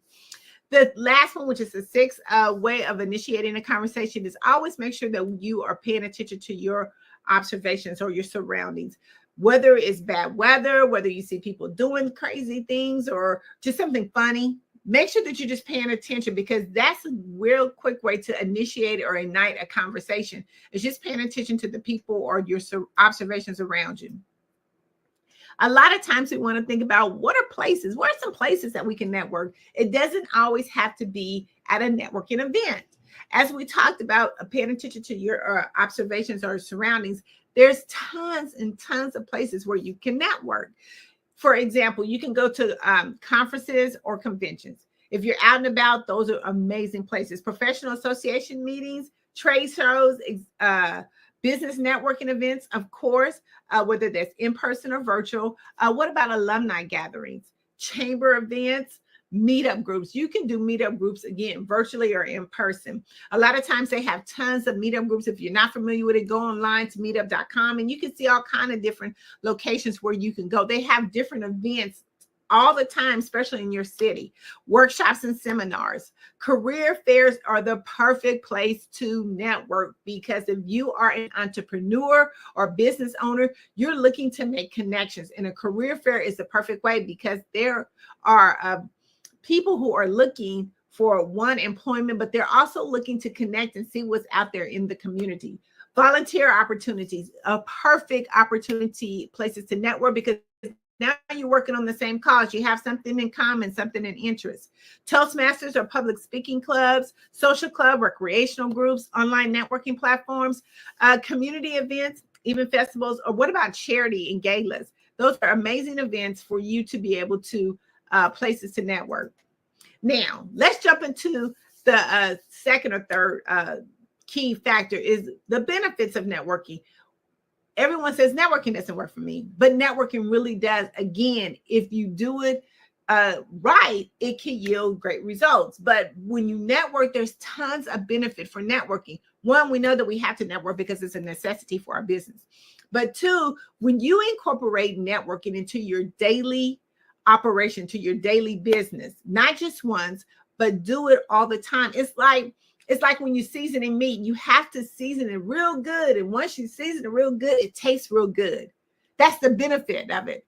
So when we think about networking and the benefits of networking, One, it's going to increase your visibility. The more you network, that means the more you're getting out there, the more people see you, the more that you are visible. And visibility is the key to mastering networking. Collaboration. It gives you opportunity to collaborate with other ventures that are out there. If people are doing conferences or people are doing book launches or anthologies or whatever that may be, you can collaborate with them. How can your platform get in partnership with someone else? It's a huge benefit. The third benefit, it gives you access to resources that you may not have known about or that you are not familiar with. You want to make sure that we are always staying on top of our game in our industry, but it can give you resources, things that you don't know about, other events that you don't know about that you can actually have your clients go to. Our goal when we're talking about mastering the art of communication is being that one-stop shop for our clients. Brand awareness. We want to make sure that we are out there promoting our brand and our business to a broader audience. We cannot just stay in our little area or cocoon that we have with our network. We want to make sure that we're expanding it and broadening our audience. And that's one thing that Tapped In magazine does. A benefit of being visible and getting on the front cover of our publication is that we can make sure that we are promoting your brand to make sure that you're seen, heard, and noticed. Another good benefit for networking is you're getting access to decision makers. A lot of times we think about organizations and company or even people that we want to connect with. When you're out into the public and you're out into the market space, you are making yourself visible, but you're also given an opportunity to be at a different events where you can actually talk to decision makers to make those connections. Industry trends. We have to always stay, again, on top of what's going on in the marketplace, because that's the best way that we can be able to help our clients. But the more you network, the more you get those resources, the more you know what the new industry trends are. You know how to be able to effectively communicate that message to your client and help them to be able to elevate and grow their business. And the last one, of course, when you think about networking, it also gives you business growth. We don't look at it like that, but business growth is so important. We, as me being the networking ninja, I don't know all the things about networking and all the components of networking, but because I'm out there getting the benefits and understanding the concept and incorporating networking into my daily business, and guess what? I'm open to business growth. You have to be teachable and coachable at all times. So we want to make sure that we understand that as well. When you think about the benefits, we got to now talk about that third key component is creating an action plan. We don't want to be out mastering the art of communication and networking without a plan. What is the plan? What do you want to do with the clients and prospects that you get? So you have to create a plan. One, whether you're going to a networking event in person or virtually, you got to set some goals. What is it that you're actually looking for? Anytime that you are sending out a mass message or anytime you are communicating, what is your goal? What are you actually looking for? Are you accomplished? Do you want to get new clients? Is that your goal? Or you just wanting to be in the room? Do you just want people to know or see your products and services? We have to come up with a specific goal and we have to stay focused to the goal that we're trying to reach. Two, we want to make sure that we are doing plenty of research. You go to networking events or whether it's in person or virtual, a lot of times people say networking doesn't work for me. Did you do the research? We have to do the research to make sure that we're in the right place at the right time and that our ideal clients are there. When you go to these events, you have the capability because we have something that's so accessible to us, which is the World Wide Web, right? So you can do as much research as you want to. You can research the people who's hosting the event, how many times the event has been hosted. You can get information on the keynote speakers. Make sure that you're doing your research. Three, we want to make sure that we're preparing our introduction. When I say prepare your introduction, it is not a sales pitch. Preparing your introduction is making you memorable to the clients that you're actually trying to connect with. We have to think about preparing ourselves. A lot of times people don't want to hear that sales pitch. They want to know who you are. They want to be able to do business with people who they know, like, and trust. And that's where your preparing introduction comes from. Practice your networking skills. The best networking skill that you can practice is listening. We are so focused a lot of times when we get into these particular type of environments that we are so focused on our agenda. I said do specific goals, but we want to make sure that we're listening.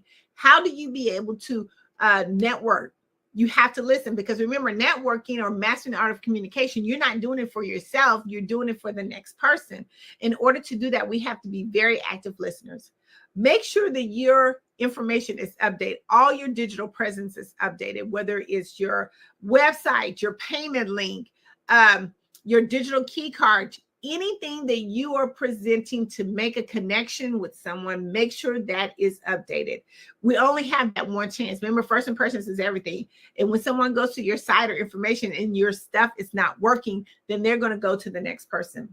When you go to events, make sure that you bring your essential materials, whether that be phone cords, business cards, computers, whatever that may be. Make sure that you're ready. Bring all the things that you need. And have a goal to at least connect with 5 people. Do not go to an event where you're not having a goal to connect with 5 people, because then it's useless. You have wasted your time. And lastly, join their Facebook group. A lot of times we miss the mark because we don't join the Facebook group. The Facebook group is the most important thing. When we talk about meeting 5 people, you can easily do that before you even get to the event. Is you can go onto their system. Every conference or event has a Facebook group. Make sure that you join it. Now, the last thing, this is where I say the money is. The money's in the conversation. Okay, that's where our currency is. In the conversation. And I had an amazing conversation yesterday when we talk about currency and how we can be able to have that, not just as a monetary factor, but in this particular factor, currency is the follow-up. We have to follow up. We leave so much money on the table because we don't take the steps. We don't have those steps. Again, these are proven techniques that show you that this works. Follow up. Schedule a meeting immediately. Schedule a meeting. If you do not schedule a meeting, you are forgot within the next 24 to 48 hours. So you have to schedule a meeting immediately. 2, connect with them all on social media. Whatever social media that they are on, you want to connect with them. 3, I hope that everyone has a CRM system, a customer relationship management system, and have a robust system. If you don't have one, please go to tapinmagazine.org and we will help you with that. That is a way that you are going to be able to efficiently and effectively communicate with the clients or potential prospects that you are meeting with at these events. Share relevant resources. After you have connected with them on LinkedIn and have you put them into your CRM system, now you can start sending information that is related to them. The best way to keep the currency going is staying engaged. We have to stay engaged at all times. How do we do that? You can start sending them information even before you actually have that personal meeting with them. And lastly, set a calendar reminder. Even though that you have set a meeting, I always set another 3 months out a calendar reminder so I can be able to follow up with them. Because remember, the first call meeting that you do is just an introduction that you met them at the event. Everything's great. Your second one, now you kind of dive into a little bit more of how you can help them. Thirdly, now it's time for us to talk about how can we collaborate? How can we meet together? But you want to make sure that you're following a follow-up plan to make sure that you're hitting all these components. We want to make sure that that is what we do.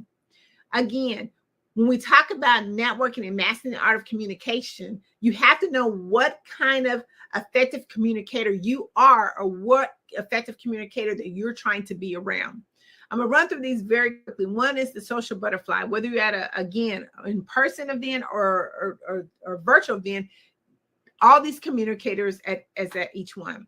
A social butterfly is that person who's talking, who knows a lot of people, who can get you in front of people and meet people. 2, you have people that are experts. These are people that go to networking events and they are just going to share their knowledge about their business, nothing else. They're just going to share their knowledge. 3, we have the FOMOs. These are people that are fear of missing out and they want to make sure that they are at every event, being in the room at all times. 4, you have your digital networker. These are people that are only going to talk to you on a digital platform. They're not going to sit and have a long conversation with you. They're not going to, kind of dive into what they're doing. If only you are on the digital platform, will they do that? Then you have your buffet eaters. That's the number 5th one. A lot of times people just go to events just for the food or just for a happy hour, social hour. And that's okay too, because what they do is they're always at the back of the line of the buffet line. They're never at the front. And the reason why is because that information trickles all the way down to the back of the line. And now by the time they get to the front line, they know exactly who they're talking to, or even if they want to talk to someone. Next, we have our relationship builders. These are people that go into these events and have their priorities set. They have their goals set, their objectives set. They know exactly what they're doing because they're there to build relationships. And the relationships, we know, is the key to mastering any art of communication and networking.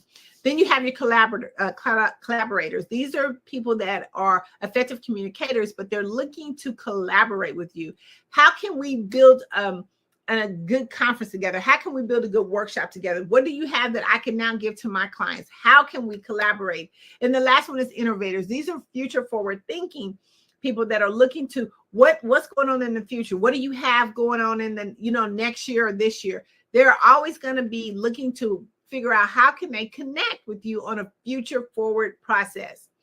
Now, the last thing, or the next to last thing, we talked about LinkedIn. LinkedIn is a very important key to mastering the art of communication, because that's where you can really talk in and dive in with the decision makers. But before you do that, there are certain things that you have to do to make sure that the conversation will go effectively. It's certain things that we have to do to make sure that we are talking to the right people, and that those people that those people that need our service can find us easily. LinkedIn has over 810 million users, and it is a free platform. That, again, I said this always is underused, is overlooked, because we look at the other social media and it's going real quick. But this is where you can actually have that personal conversation. You can get their emails, you can get their phone numbers. You have a little bit more information that you can get on LinkedIn that you can on the other ones. We do a LinkedIn boot camp to help you be able to grow your network and to find leads authentically and grow your business. But again, before we do that, there's a few things that you have to do. You have to make sure that your profile is intact. You have to make sure, one, that's aesthetically pleasing, that they understand exactly what it is on your LinkedIn, that they can find you, and that your LinkedIn really matches. I always say that people look for you when they first look you up. You want to be Googleable or searchable. That's the same thing when it comes to LinkedIn. You want to make sure that those are somewhere similar or common with each other. Two, you want to make sure that your headline is good. What does your headline say about you? Please do not have a blank headline. Have something in that headline. Make sure that you're using your highlights. Again, that could be video reels, or you talking, anything that can highlight what you do. Your summary needs to highlight your strengths and provide a glimpse of your professional journey. It does not always have to, even if you're an entrepreneur business owner, make it look like your journey is something that can help solve their problem. Your experience, go a little bit more detailed. I always say that LinkedIn is not like a resume. LinkedIn is talking about who you are. Why do I want to do business with you? What experience do you have? Focus on your accomplishments and specific results. Put that in there. Add your skills. Your skills is really good, because believe it or not, your skills is kind of almost like a SEO when it comes to them searching what they're looking for. Education. Make sure that you put all your education on there. A lot of times we miss the boat because we're not fully being transparent on all the education and personal development that we do. Certifications. If you don't have certifications, go out and get you some certifications, because that will help boost your LinkedIn profile. Recommendations. Ask people to give you recommendations. Again, in our bootcamp, we can show you how people that comment on your posts can be turned into recommendations. Volunteer experience. A lot of time, your potential client wants to know, what is your cause? What are you passionate about? Media attachment. Make sure that you put any media attachment that you have in there. If you're on the front cover of Tapped In magazine, then you want to make sure that you have your cover inside of there. There is spots on your LinkedIn profile that you can actually add pictures. A lot of times you don't know, or a lot of times people, when they don't have a full detailed profile, that you can add pictures. But make sure that you put your pictures there. Make sure if you're in any news articles, make sure that you put all that there. And lastly, engage with your network. Do not have a network where you are not fully engaged with them. They are going to actually, take the time to make a comment on your post. Then look at the people who are making those comments. Engage with them. That is how you're going to grow your network. You're going to engage, see what they're doing. Look at the last few things that they had done. See how you can now start a conversation with that engagement. Lastly, we want to talk about, the digital mark. We all know that being on a digital platform will move you quicker and faster. And it will get you exposed to more people than you could ever do when you would have a one-on-one meeting. Tapped In Magazine actually does that for you.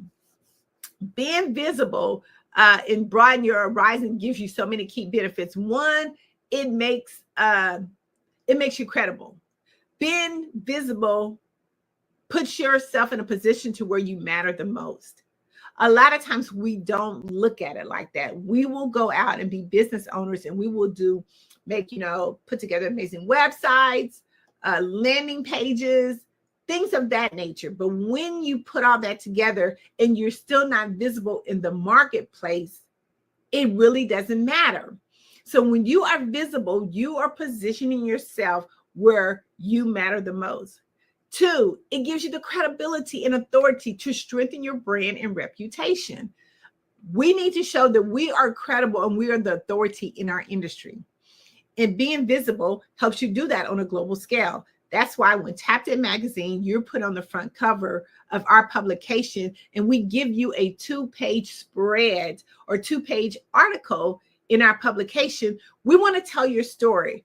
We want to show what you're doing and how you are the authority in your industry. And Dr. Price, just want to interrupt here one moment.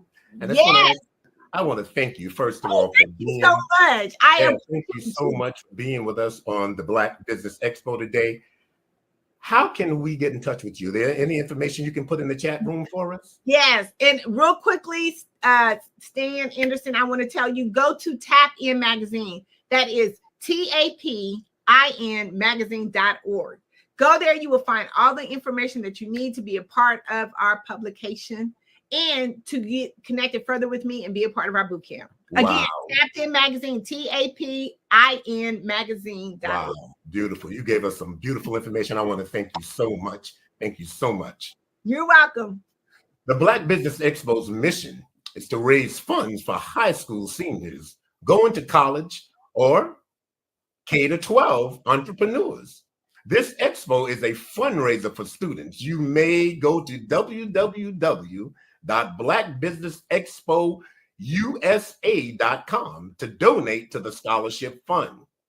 That's www.blackbusinessexpousa.com to donate for this scholarship fund, or use the Cash App that's on the screen below and say $BBXUSA. Our goal is to give laptops and up to $5,000 to 10 students. Students can register online at www.blackbusinessexpousa.com. Every dollar counts. So we want to remind you to donate to the scholarship fund. We want to thank our Black Business Expo USA sponsors for their September 2024 sponsorships. And they are NC-100, North Carolina-100, Suede Soul, Carolina-Virginia Minority Supplier Development Council, Step Management, Margie McLean Foundation Incorporated, Genius is Common, Our TV, Executive Women's Success Institute, the Quality Coaching Company, Super Women Business Services, Creative Force Studios, Lee Entertainment, Black Business Olympics, Artistic App Design, Black Business that's Black Business Expo USA. Genius is Common, and I'll see you on the other side.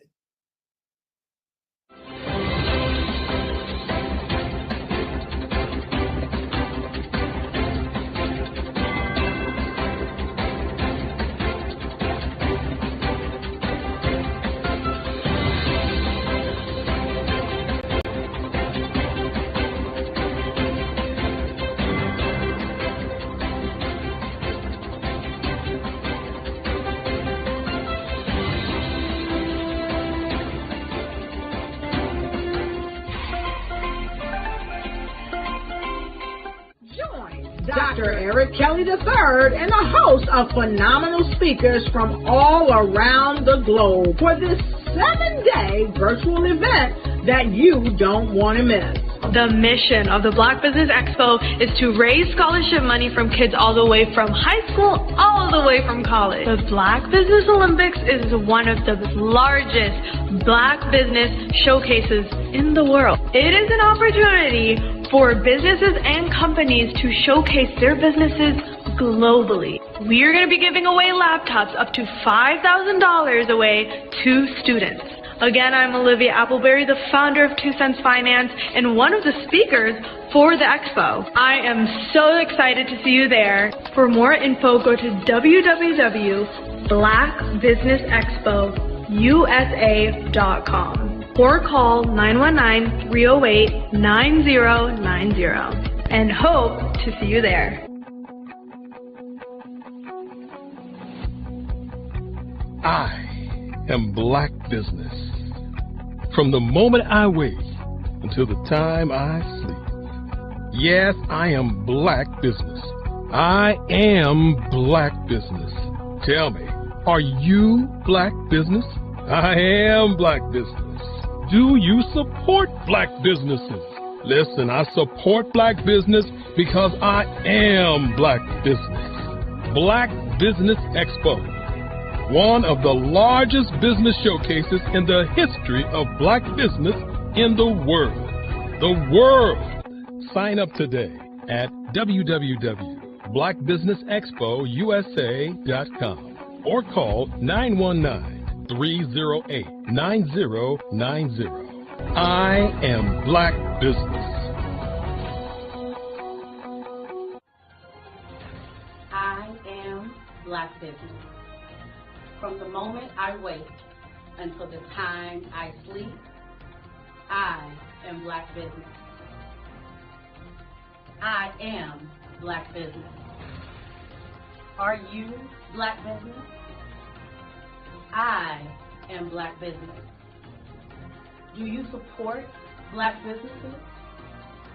I support Black business because I am Black Business.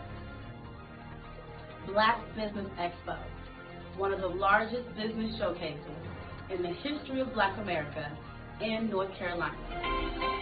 Join Dr. Eric Kelly III and a host of phenomenal speakers from all around the globe for this 7-day virtual event that you don't want to miss. The mission of the Black Business Expo is to raise scholarship money from kids all the way from high school all the way from college. The Black Business Olympics is one of the largest Black business showcases in the world. It is an opportunity for businesses and companies to showcase their businesses globally. We are going to be giving away laptops up to $5,000 away to students. Again, I'm Olivia Appleberry, the founder of 2 Cents Finance and one of the speakers for the expo. I am so excited to see you there. For more info, go to www.blackbusinessexpousa.com or call 919-308-9090 and hope to see you there. I am Black Business. From the moment I wake until the time I sleep. Yes, I am Black Business. I am Black Business. Tell me, are you Black Business? Black Business Expo, one of the largest business showcases in the history of Black business in the world.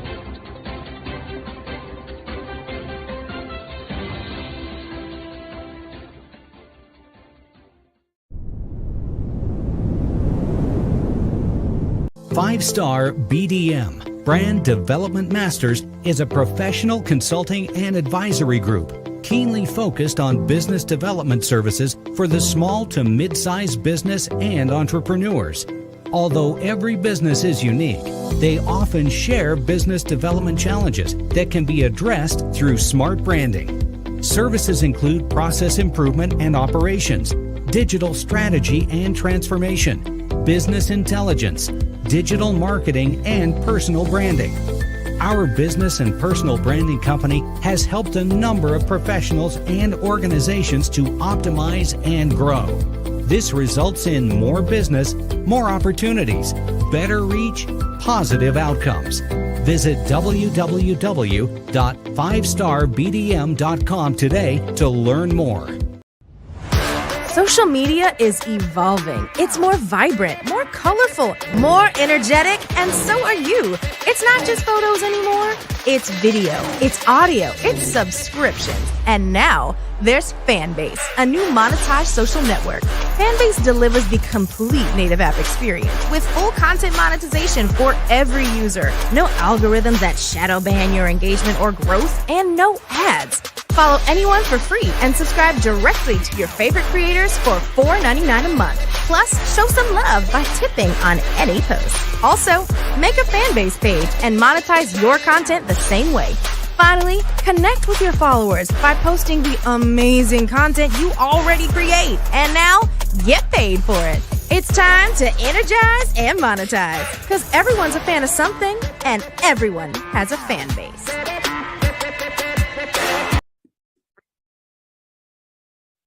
Hello, I'm Dr. Madeline Ann Lewis, President and CEO of the Executive Women's Success Institute. And my genius is helping women accelerate the path to success. You know, I was blessed to have strong women in my life who encouraged, motivated, and pushed me to do my best and to never even think about giving up on my dreams. So I say to women, we must show up to rise up. We have talents and potential, but who will see them if we don't speak up and get noticed? I know that women are a tremendous resource on this planet, and there is nothing more fulfilling than helping a woman tap into her full potential. I do this because I want to be a part of helping as many women as I can to show up, to rise up. I do this because genius is common. Follow the Brand TV broadcast host, Grant McGaw, as he visits with top executives and entrepreneurs to find out their secrets of success with their personal brand. Follow the Brand TV broadcast host as he focuses on brand development to build better relationships, bring value to your business, relationships, and career. You will enjoy listening to each episode that is tailored to speak to you directly. If you're looking for this type of clarity in terms of building your brand, you have tuned into the right station. Each episode will help you to shape a conversation in the 5-Star BDM network of 20,000 professionals and become a springboard for your corporate engagement and business opportunities. Each guest will frame their story in the areas of personal branding, business development, career development, financial empowerment, and technology innovation. Grant McGaw explains why he is the CEO and owner of his own professional career. Grant is an accomplished business leader and entrepreneur who wants to give back to individuals to grow their personal brand strategy. Tune in as he weaves his story about new possibilities, while to you exceed expectations. If you love storytelling, this show will make for fun. The Black Business Expo's mission is to raise funds for high school seniors going to college or K through 12 entrepreneurs. This expo is a fundraiser for students. Please, you may go to www.blackbusinessexpousa.com to donate to the scholarship fund or use the Cash App at $BBXUSA. Our goal is to give laptops and up to $5,000 to 10 students. Students can register online at www.blackbusinessexpousa.com. Every dollar counts. Please donate to the Black Business Expo USA Scholarship Fund.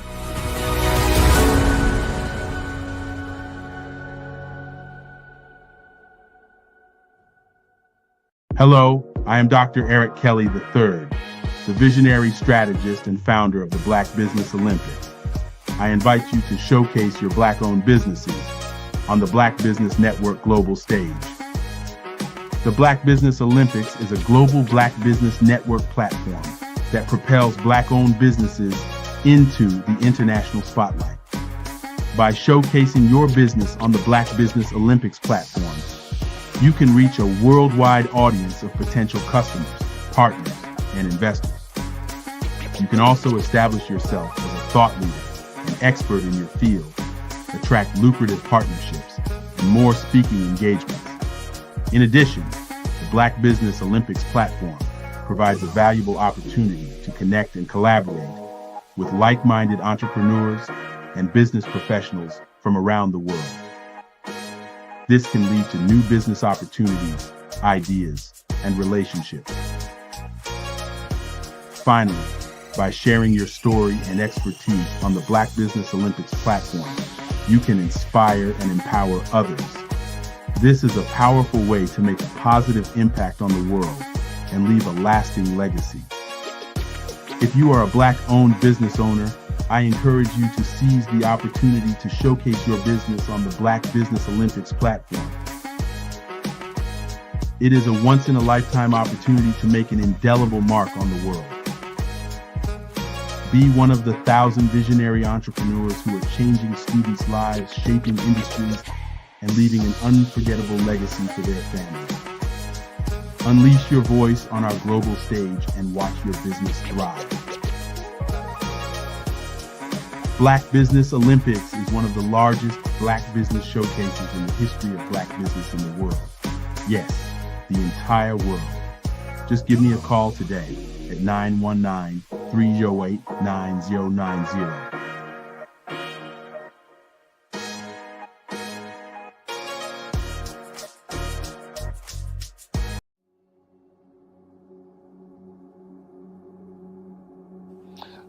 I was born and raised in southeastern West Virginia, the coal fields. My father was an AME minister.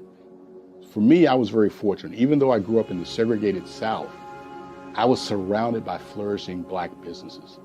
Doctors, lawyers, bankers, dentists.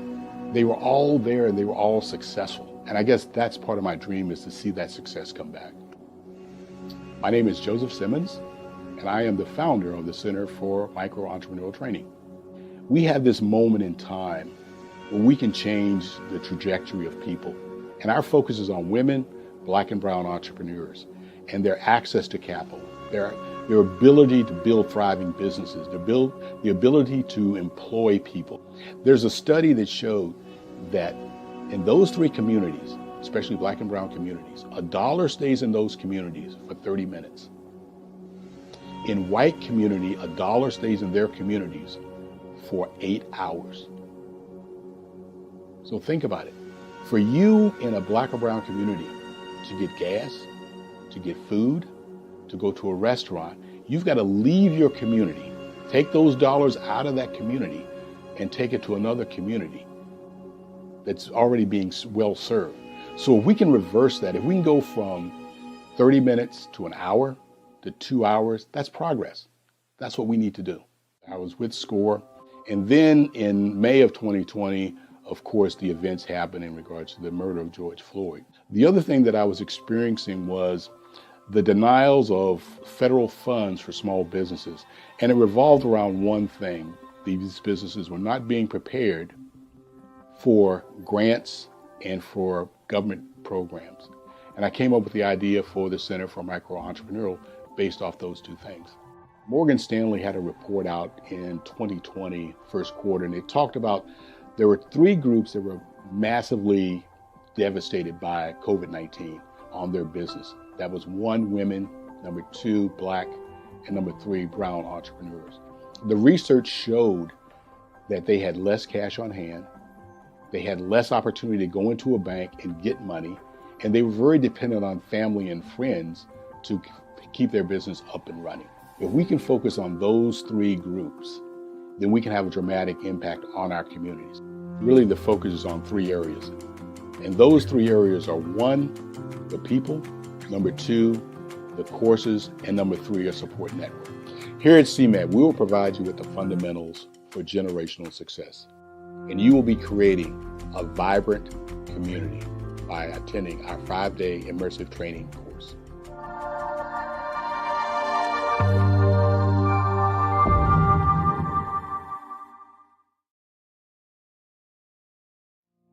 Did you know that approximately 333.34 million businesses exist today, according to a report from 2021? And you may be one of those businesses, or maybe you're not in the business market yet, but you're aspiring to be a business owner. Well, guess what? You're in the right place at the right time. Because let's face it, everything is about timing and opportunity.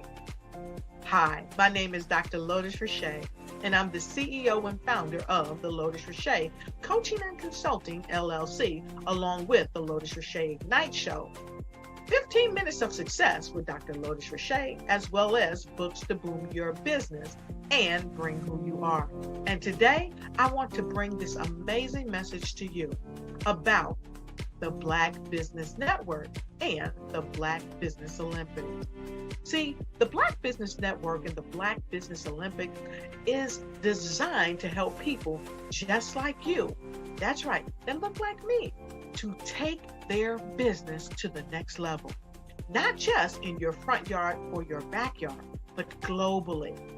The Black Business Network and Black Business Olympics is designed not to just help you survive, but to help you thrive. So join us today as we come together with businesses all around the world to support our students, our children, our young teens, our young entrepreneurs. What we do is we come together to help raise funds for students who are aspiring to be business entrepreneurs, who are aspiring and who are thriving in college. We endow them with a wonderful opportunity to gain scholarship of either a laptop or several thousands of dollars. And we invite you to help be a contributor to this amazing opportunity to help someone that looks just like you. So join us today at our website and let us connect with you and help you ignite and take flight in every area of your life on the Black Business Network and the Black Business Olympics. I'll see you on the other side.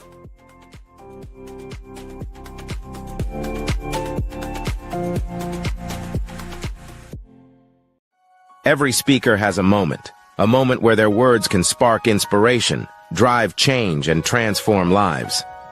But what happens after the applause fades? With 5-star BDM, your voice doesn't have to fade. We transform your live session into a professional ebook. Imagine your session becoming a permanent interactive asset, reaching new audiences across the globe.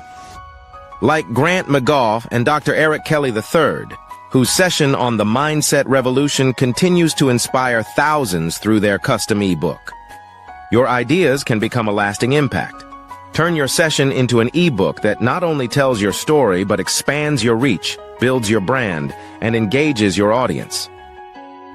With embedded videos, custom graphics, and a stunning flipbook or PDF format, your message will inspire long after the event is over. And for a limited time only during the Black Business Olympics, get your custom ebook today. This is your chance to transform your message into something truly unforgettable at an unbeatable price. Your package includes a professionally designed ebook, a flipbook or PDF, embedded video of your session, and custom graphics. Everything you need to showcase your message in a way that lasts. With 5-star BDM, your session becomes more than a moment. It becomes an opportunity for growth, greater visibility, and lasting impact. See your influence multiply as your message reaches new clients, partnerships, and platforms. Ready to turn your ideas into a global movement? Visit 5starbdm.com to secure your custom ebook today. Your audience is ready to listen. Over the past few years, we've seen the growth of existing and new initiatives focused on financial inclusion, building global networks, and reducing the wealth gap in response to the idea there's not enough seats at the table. whether their outcomes are to increase the representation of Black executives on corporate boards, ensure an inclusive global economy, or to create new U.S. African commercial pathways. The strategies are often carried out by separate programs. The question is, should they be? With the continent of Africa being home to more than half of the world's fastest growing economies, the youngest workforce, over 400 companies generating more than $1 billion annually, 700 generating more than $500 million annually that are poised for growth, and being the destination of nearly $5 billion in venture capital in 2021. Diversifying U.S. and Africa commercial engagement by building bridges between African businesses and their U.S. diaspora should begin being seen as mutually beneficial. From helping to reduce Africa's enormous capital gap to catalyzing two-way trade opportunities, the COVID-19 global pandemic hopefully has taught us that global challenges and opportunities are more interconnected than we thought.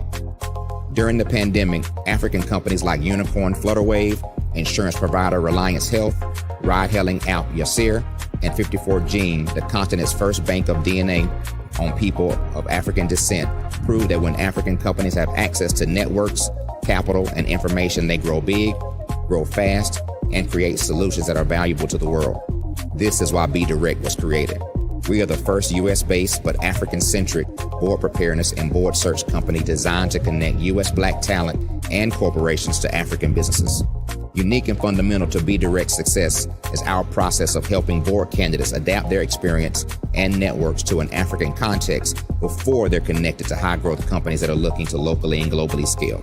From our focus groups with African business execs and government leaders, we don't ignore the sentiment that business is easy, but people are hard. Having a pool of board candidates with hard-to-access networks and extensive experience across the business life cycle, including successfully raising capital, is table stakes for an initiative like this. So yes, we have that. But corporate or entrepreneurial success in the U.S. does not guarantee success in Africa. Developed alongside industry partners on the continent, our training program, Be Direct Prep, is designed to transpose their experience to create cultural comfort, understanding, and a commitment to helping businesses in Africa scale. Our board governance sessions are African continental and country specific, integrated with cultural awareness and dexterity training, masterclasses led by African industry execs, and mentoring and coaching from African continental-based facilitators. But even more unique to Be Direct Prep, we cap off our training program with an immersion trip to help candidates that have not been to Africa before see and feel Africa's complexity and opportunity from African soil. We all know traditional network-based board placement has historically left a lot of us out of ever really being in the paid board pipeline. Our strategy supports the work of many great organizations that are successfully filling seats at U.S. board tables by creating more tables for those that are still left on the sideline. It's time to start seeing the role and value of U.S. Black talent and businesses on the continent of Africa differently. Old perceptions and habits limit economic inclusion. Let's transition Black talent and the African businesses they will support from the periphery of the global economy to its core. Living in a global lockdown, we all know now how fast local and global economies can change, and see the value of having businesses that hire, strengthen local value chains, and even grow globally. Status quo in any form holds back progress. We must democratize U.S.-Africa commercial engagement by socially and economically connecting cultures that have long been disconnected. It's time for Africa's U.S. diaspora to redefine their global value by helping African businesses scale continentally and globally.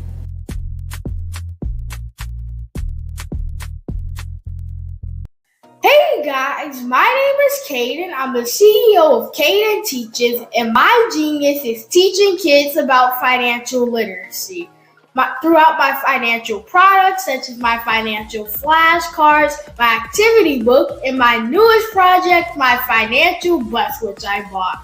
And on the bus, it has a mock bank where kids will learn how to deposit and withdraw money, a mock grocery store where kids will be able to learn how to have a family budget, and a mock stock exchange where kids will even be able to learn how to invest in stocks. Now, I decided to start teaching kids about financial literacy because I find that most kids graduate high school without even knowing the basics about financial literacy. And I feel if I were to teach kids about financial literacy, that I would be able to help kids tap into their genius. And I actually learned about financial literacy to my dad because I would go to business meetings with him and I would always see that they were talking about financial literacy. And at that point, I didn't understand what financial literacy was. So I took it upon myself to learn about financial literacy and teach it to kids in a way that they could understand. But I want you guys to help me help kids tap into their genius by going to my website, cadenteaches.com, and you can sew into me in my financial bust by going to my GoFundMe link. And remember, if Caden can, you can too, because genius is common.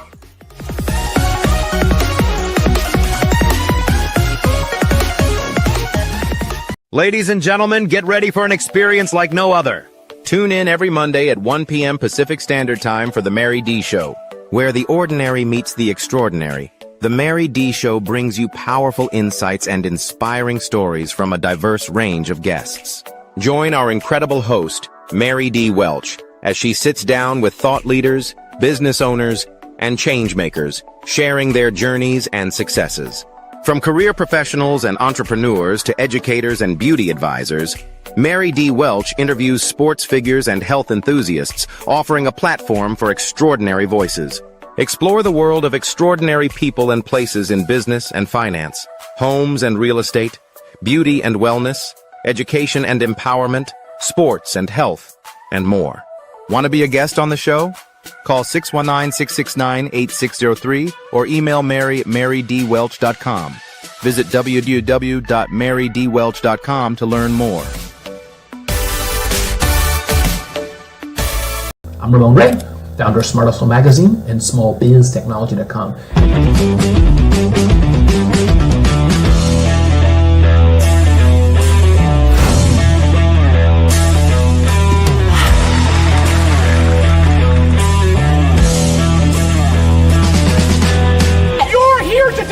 To celebrate small business success. Stand up on your feet. You rocked the house. Hey, thank you. It was amazing. Didn't we learn? For me, success comes from failure. One thing not to do is shake somebody's hand like this.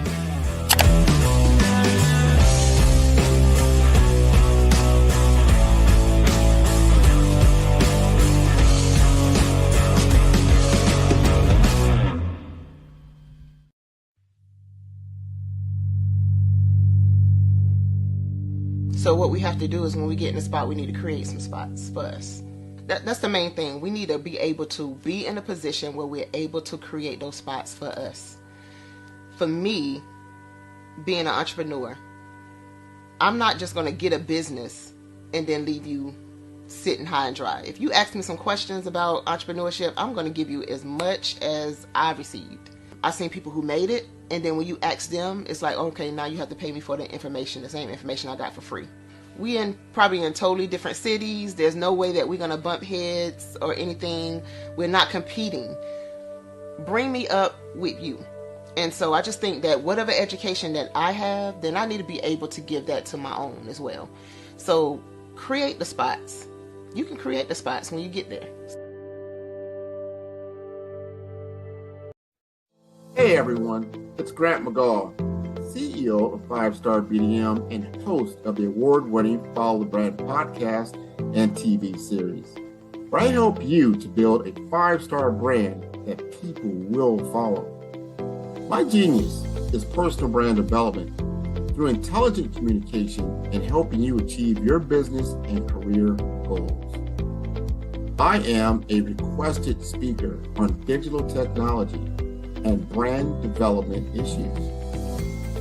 I want to work with you to increase the value of your current opportunities while attracting new ones. Every one of you is unique, and we all share challenges that can be addressed through smart branding. As a super connector, I work with you as an executive coach to guide you along the complicated business and career development road, providing the enhancement tools and information you need to succeed. Together, I will help you succeed in today's challenging business climate. I will evaluate and measure your progress. Best of all, I am right alongside you every step of the way. Build the brand called you. Genius is coming.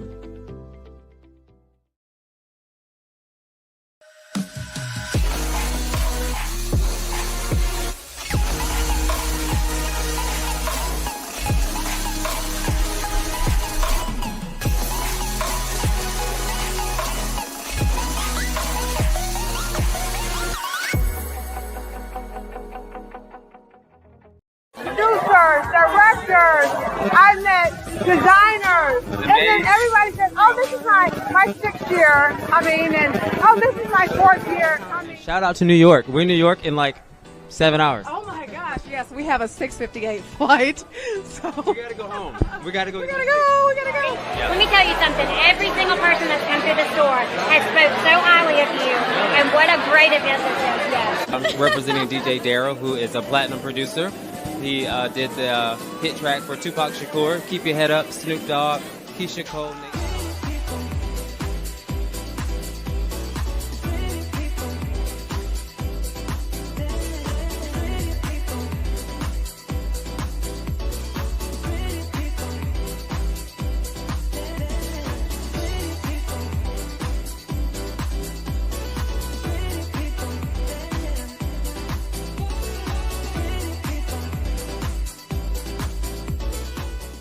Sometimes you got to hear the news from the Black perspective, and more specifically, Black publishers. And that's exactly why you have to download the Hey Tie app, the largest mobile app delivering breaking news, videos, and podcasts from 200 of your favorite Black publishers. Yes, 200 Black publishers delivering news as it happens, literally all in one app. Go to HAYTI.com or download the app in the Google Play Store or Apple App Store. It's completely free, along with information that you can trust, so go check them out. Social media is evolving. It's more vibrant, more colorful, more energetic, and so are you. It's not just photos anymore. It's video, it's audio, it's subscriptions. And now there's Fanbase, a new monetized social network. Fanbase delivers the complete native app experience with full content monetization for every user. No algorithms that shadow ban your engagement or growth, and no ads. Follow anyone for free and subscribe directly to your favorite creators for $4.99 a month. Plus, show some love by tipping on any post. Also, make a Fanbase page and monetize your content the same way. Finally, connect with your followers by posting the amazing content you already create. And now, get paid for it. It's time to energize and monetize, because everyone's a fan of something and everyone has a fan base.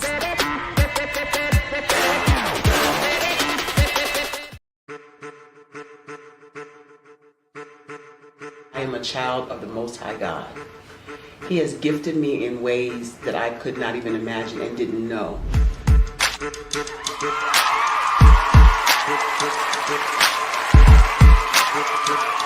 There was a time when I didn't know who I was. I listened to other people tell me who I should be, what I should do. I listened to people telling me that I should be a boutique owner, that I should be a construction manager, that I should be a laborer. Have you ever felt like you should do something else, be something else, go somewhere else, be wherever you wanted to be, and you felt like you were in a box? Anybody in the room? And you couldn't get out? Anybody in the room? And you kept trying to go and you couldn't get out? Anybody in the room? But let me tell you, you need to rock the box. Rock the box.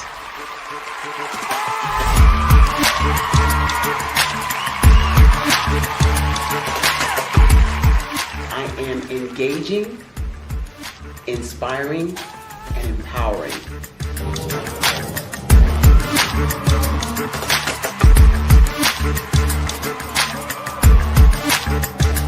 I would give you everything I know. Just by touching you, if I could, by osmosis, give you every single thing I've learned, I've gone through, I know I would. We know that's not possible, but as it is possible, I love to share information with people. Some of you out there, people have told you that you can't be, you can't have, you can't do. But I will tell you, like Kingston said, you can, you must, and you will. If it's to be, it's going to be me. You got to say it. If it's to be, it's going to be. If it's to be, it's going to be. If it's to be, it's going to be.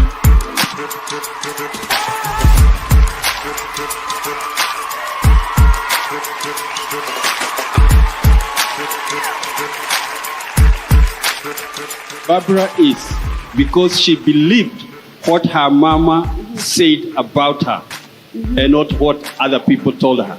Every day you wake up, when you're in a situation, it's your choice whether it's an advantage or the disadvantage. She gained her confidence and her life, and now she is a testimony.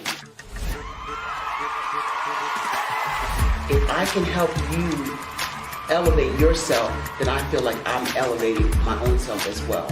What you know and I know together can change the world.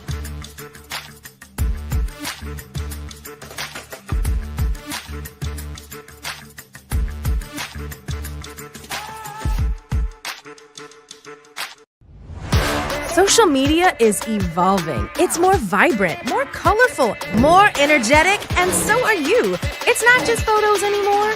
It's video, it's audio, it's subscriptions. And now there's Fanbase, a new monetized social network. Fanbase delivers the complete native app experience with full content monetization for every user. No algorithms that shadow ban your engagement or growth, and no ads. Follow anyone for free and subscribe directly to your favorite creators for $4.99 a month. Plus, show some love by tipping on any post. Also, make a Fanbase page and monetize your content the same way.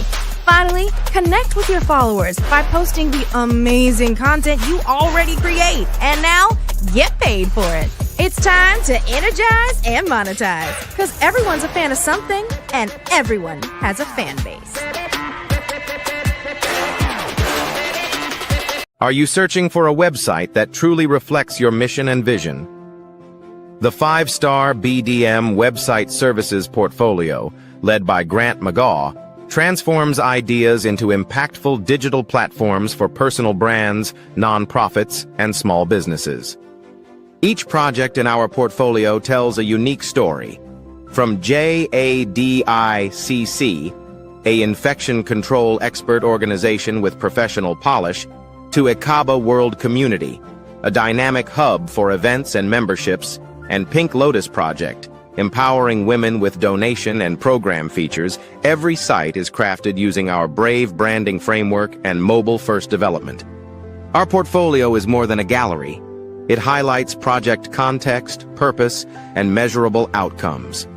We demonstrate brand consistency, strategic user experience, and deliver results that build trust and drive engagement. A world-class portfolio proves capability, sets you apart from competitors, and positions you as an authority. It is your most trusted sales tool and reputation asset. Ready for a website that leads with purpose? Book a discovery consultation or request a brand audit today.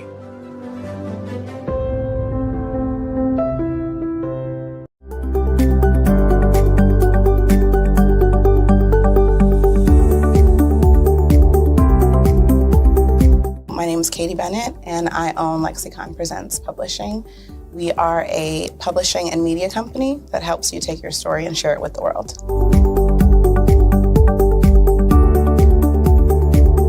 You know, for a while I just had my family telling me to just hang it up, get over it, you know, and I had no support. And it was in your program that I really understood the necessity for having that help, having that support. And so now I actually feel like a CEO as we scale, as our clientele changes, as my company is opening doors for other people to, you know, take care of their families. It's just completely changed from just a mom who was publishing books.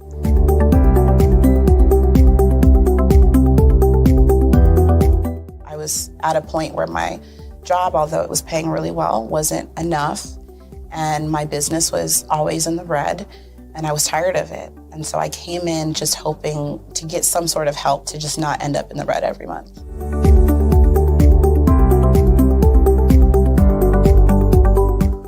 Ooh, wow. Okay, so there was one in particular, I cannot remember his name, but he asked me, he said, why are you in business? And I told him that I wanted to make a difference and I want to help my community. And he let me ramble on for a while. And then when I was done, he was like, okay, all of those things are great. They make you a humanitarian, not a business owner. And he was the one who told me, he's like, you have this great service and you're offering it at like a great value price. So to someone like myself, we don't know that we're going to get the value of what you're actually bringing. And so that gave me the confidence I needed to raise my price. It gave me the confidence to go after my actual client that I actually prefer to work with. And it really just changed everything for me. I don't think without him kind of giving me that push, I don't think I would have gotten to this point or position.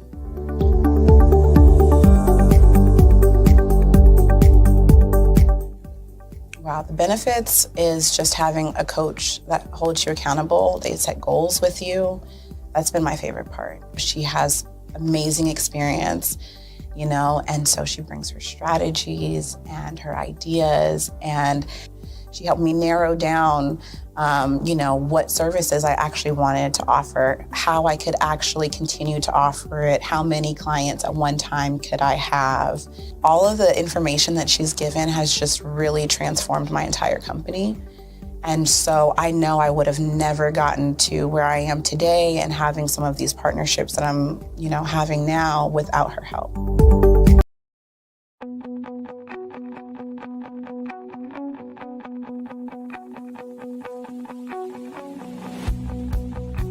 I am Black Business.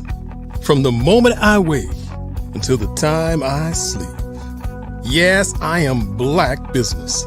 I am Black Business. Tell me, are you Black Business? I am Black Business. Do you support Black businesses? Listen, I support Black business because I am Black Business. Black Business Expo, one of the largest business showcases in the history of Black business in the world. The world! Sign up today at www.blackbusinessexpousa.com or call 919-308-9090. I am Black Business.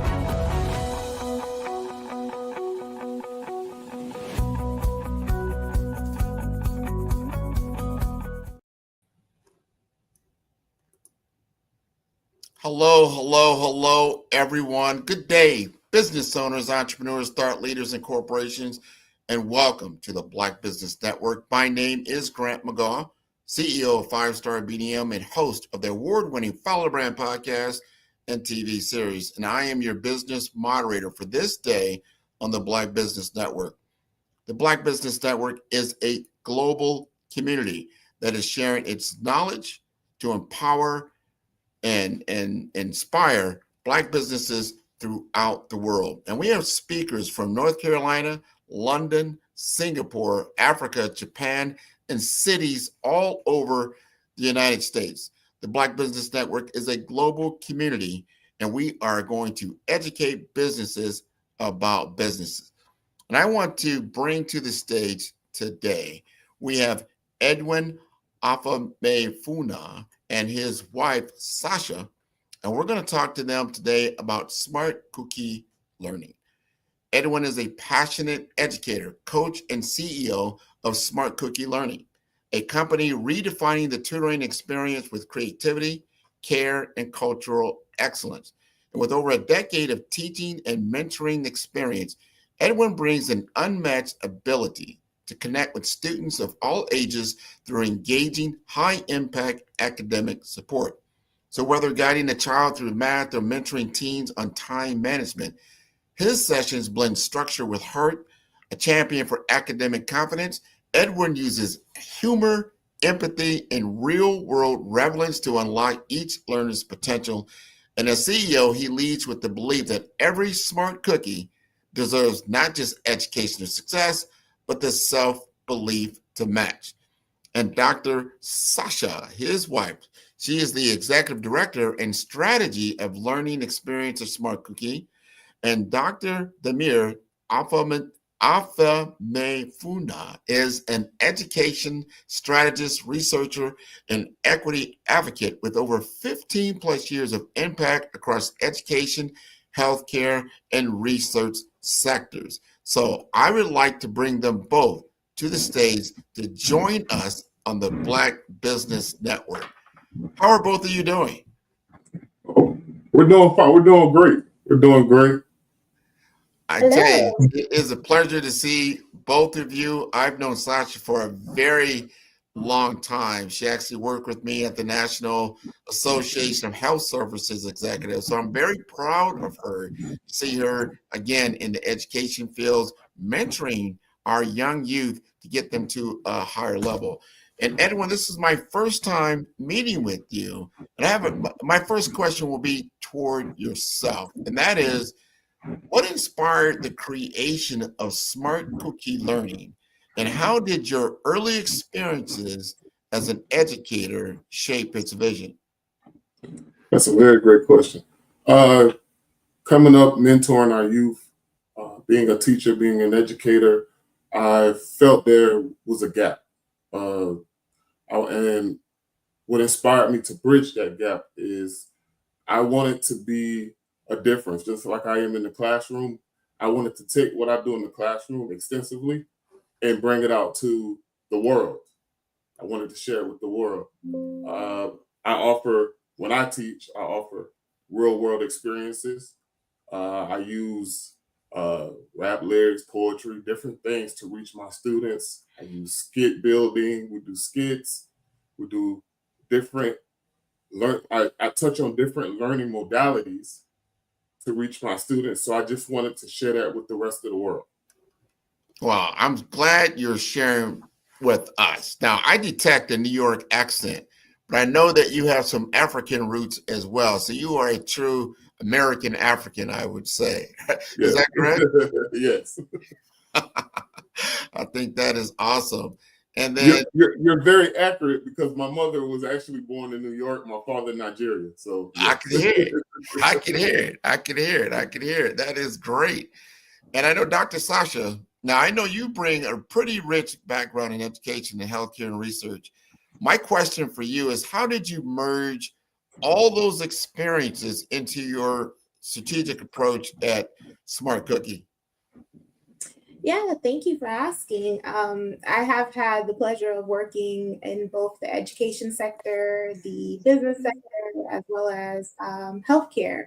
So my background, I've had a pleasure of seeing learners of all ages from K to 12 all the way to college and graduate level experiences until even research basis and more advanced clinical research. So I've been able to see the progression and the importance of having that foundation in K to 12 and how it really affects their ability to learn and pick up and really advance in education in the long run. So my experience to Smart Cookie brings that well-roundedness, and also having that research background, I'm able to focus them not only to research for the business and making sure that we have the best curriculum for our students, but also expose them to other aspects of their education, healthcare, or whatever they would like to do in their careers.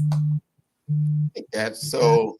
This is, both of your backgrounds lean, well to reach students, so they have a better understanding, to get clarity. A lot of times it's clarity to get them to a point of understanding and internalizing that understanding. Now, I got a question, because first of all, when I first saw Smart Cookie, I had it in my mind like what that looked like, visually, the letters. But then when I see it on screen, I say SMRT, then Cookie is KUKII. Where did the name come from? It was really just a play on words. Also branding. We wanted to differentiate ourselves from other smarts or other cookie businesses. And really, if you notice, the U in Smart Cookie has the accents. It's still pronounced cookie, but we want to emphasize that U in cookie, because our slogan is learning starts with you. So it kind of was a cute little play on words, and also bring out that emphasis on we are personalizing and focusing on the student themselves. So it was just a cute play that worked well for our branding purposes. I think it was got my attention for sure. Then you look at it like, yeah, you know, that, and I'm sure the people, when they look at that and they say, okay, these two people got something. I want to unfold this a little bit more because I like that, right? You know, no like and trust is big. And I think you went a long way of building relationship just in the naming, and you have a story behind the name of the business, and it makes perfect sense. So if I was bringing my child there, smart cook, I want my child to be a smart cookie. You know, that sounds great. Now, when it comes to mission driven, like you have a mission driven strategy, and I can hear it. You both talk about equity and whole life child development. How does Smart Cookie go beyond tutoring to actually support the emotional and academic growth for each student? Well, as far as we meet the needs of every child, as far as we collect the state standards, we figure out their learning deficits, and we try to we hire people experienced in those different fields, as well as we are experienced as well. I've worked with ESC children. I've worked with the emotional disabled children for several years. So we have a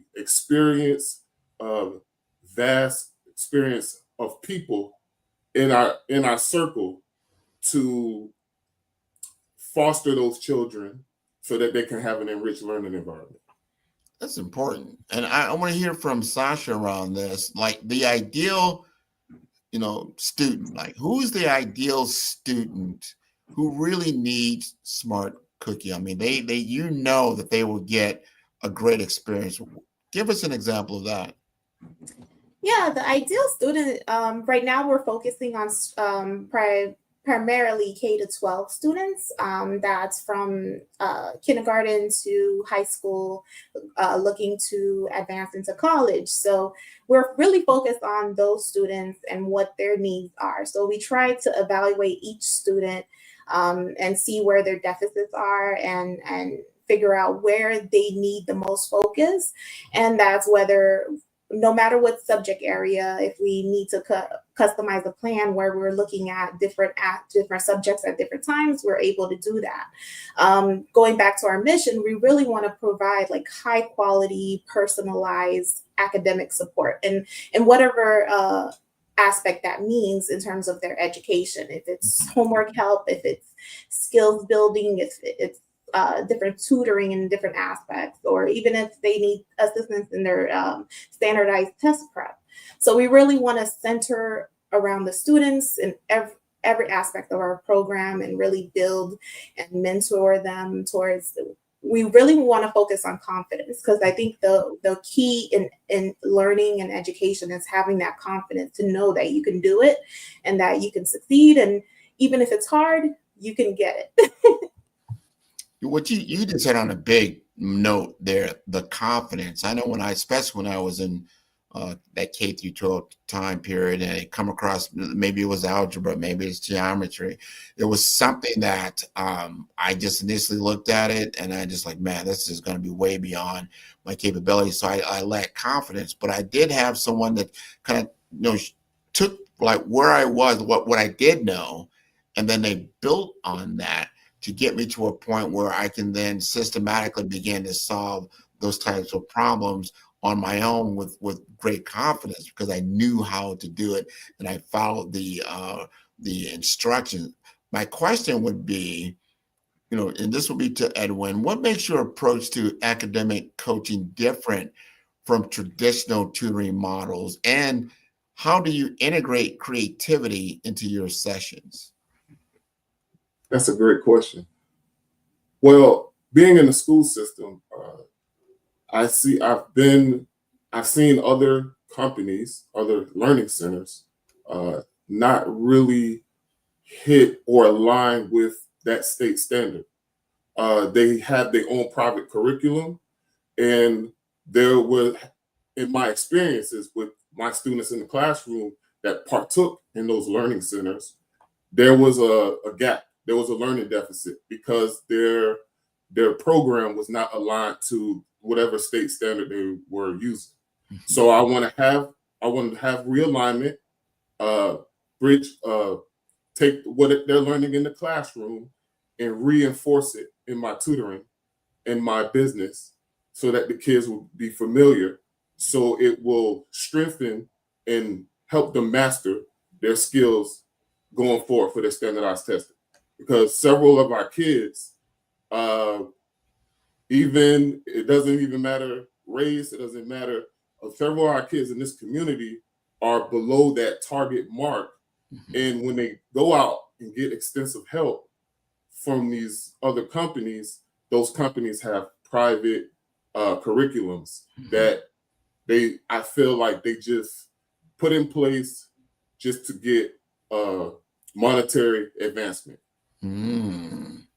That's important. I remember my kids were going to school and I put them in a program. I think it was called like Huntington or something like that.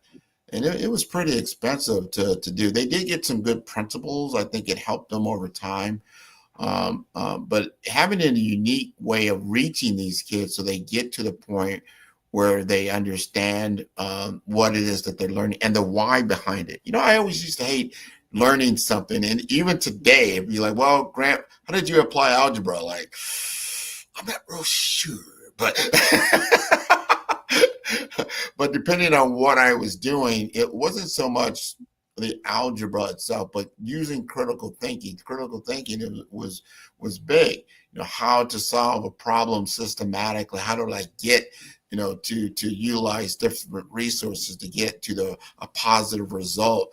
So in those ways, yeah, I did use or gain these skill set, even whether it was from algebra or something like that, and some other things. But then having our kids like understand what it is that you're learning is actually something that you can utilize going forward, I think gets them more involved. Now, I know that, you know, and we all went through the pandemic, right? And there's always unique challenges. Did you see anything that this, you know, as we go post-pandemic, that you were able then to incorporate in what you're doing, and it still happens today? Was there any kind of unique learning challenge in that area?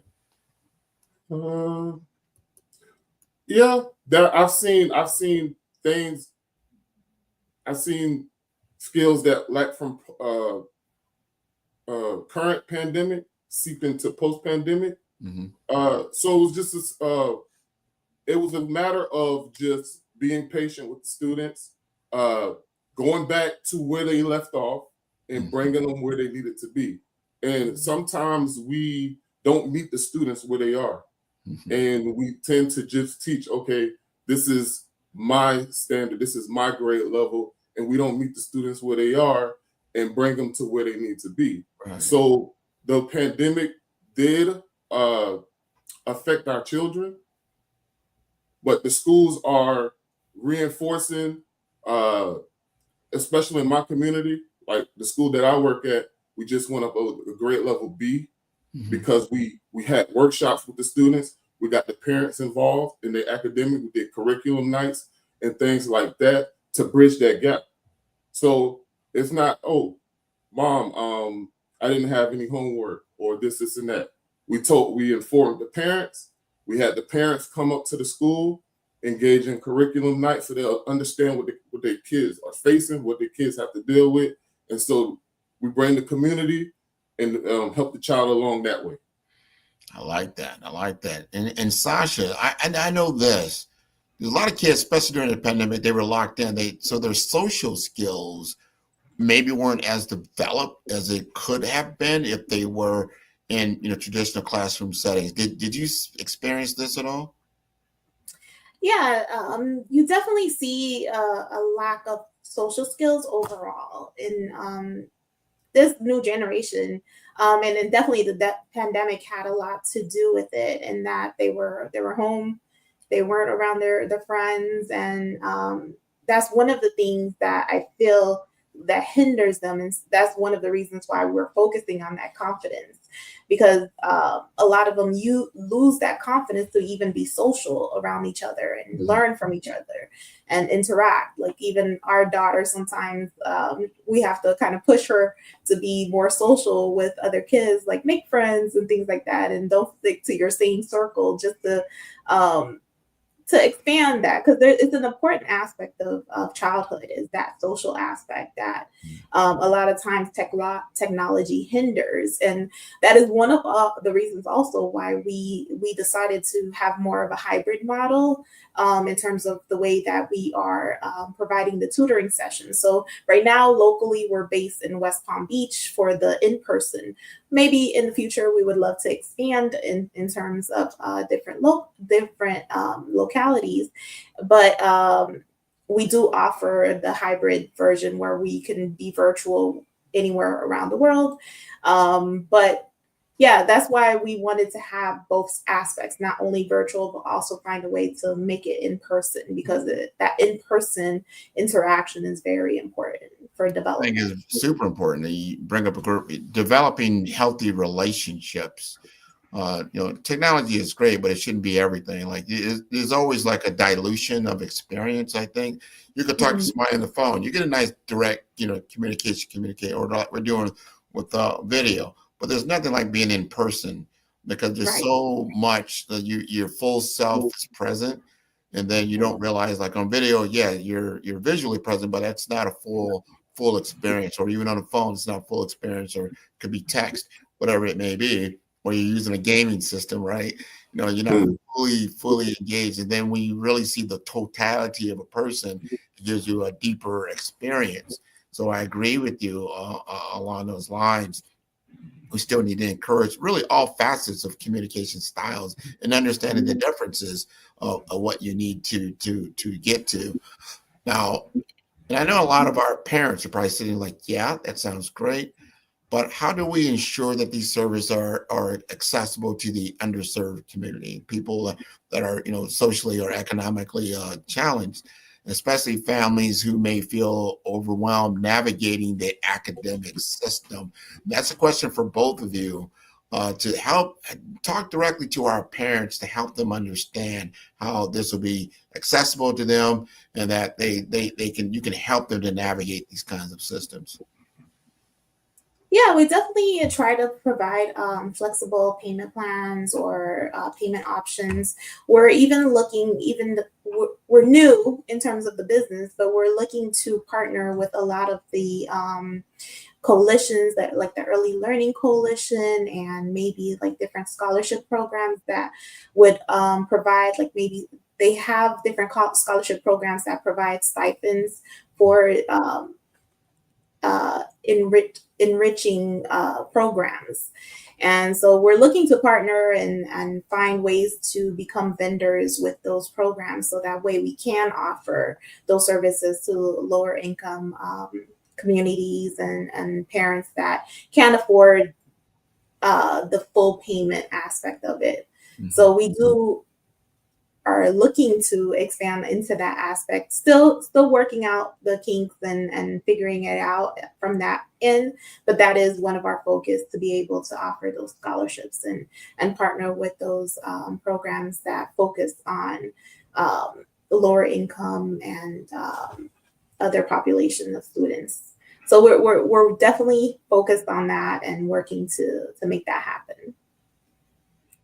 Just to add to what my beautiful wife was saying, we also plan on future-wise, we plan on being a hub where parents could bring their students via, if they're doing virtual school or whatever. We're trying to partner with the Florida virtual schools, all the different virtual schools, so that we could be a hub and take in those students, house those students in our have a classroom day to day, so it'll be more like like they're going to a school where they're being monitored, but they're dealing with their virtual program, but we're going to help them have a tutor side by side with them to help those kids to be more accessible for their learning. I think that all of those things are so important. Thank you for doing that, because making it accessible to everybody, regardless of their ability to pay, or maybe, again, the distance, as we talked about a little bit earlier, so they can get the help that they truly need. Now, when it comes to community and culture, now you both work with students from diverse backgrounds. My question is, how do you celebrate cultural identity, especially in a diverse community like South Florida, where people come from all over and they have many different viewpoints when it comes to their identity, and then affirm their confidence in your educational environment? Well, what I've learned in education is you integrate their culture in the curriculum. You integrate their culture in the curriculum, and you put people in front of them that look like them, that speak their language, and that helps them get back to that word comfortability. That helps them get comfortable. So I use, when I'm in the classroom, I use different cultural literature to make that child feel comfortable. That's one of the things that we trained in the ESOL program, is to bring their culture to their academic space, so they'll make them feel comfortable. And that's how I effectively get them to engage. Good. Sasha, you have anything to add there? Yeah, and at the moment we do offer bilingual support in English, Spanish, and Haitian Creole. Hopefully, as we get more cookie coaches, our educators on board, then we'll be able to expand in other languages as well, to really make it focus that diversity and meet them where they are, even if it's in the language barrier aspect. So really focus on the students, what they need, and try to meet them where they are. I think those are both, thank you for sharing that. It's so important to meet them where they are, to get them to where they want to go. And we need to also understand the role of the parent in all of this, is that we want them to be an active partner in the children's learning journey. Sometimes I think parents feel disconnected, like, oh, that's that generation, whether it's Z or X or millennial or baby boomer, or I'm trying to figure them all out. But I'm sure the parents will want to know this, as far as advice-wise. What advice would you give to parents who want to be more active partners in their child's learning journey?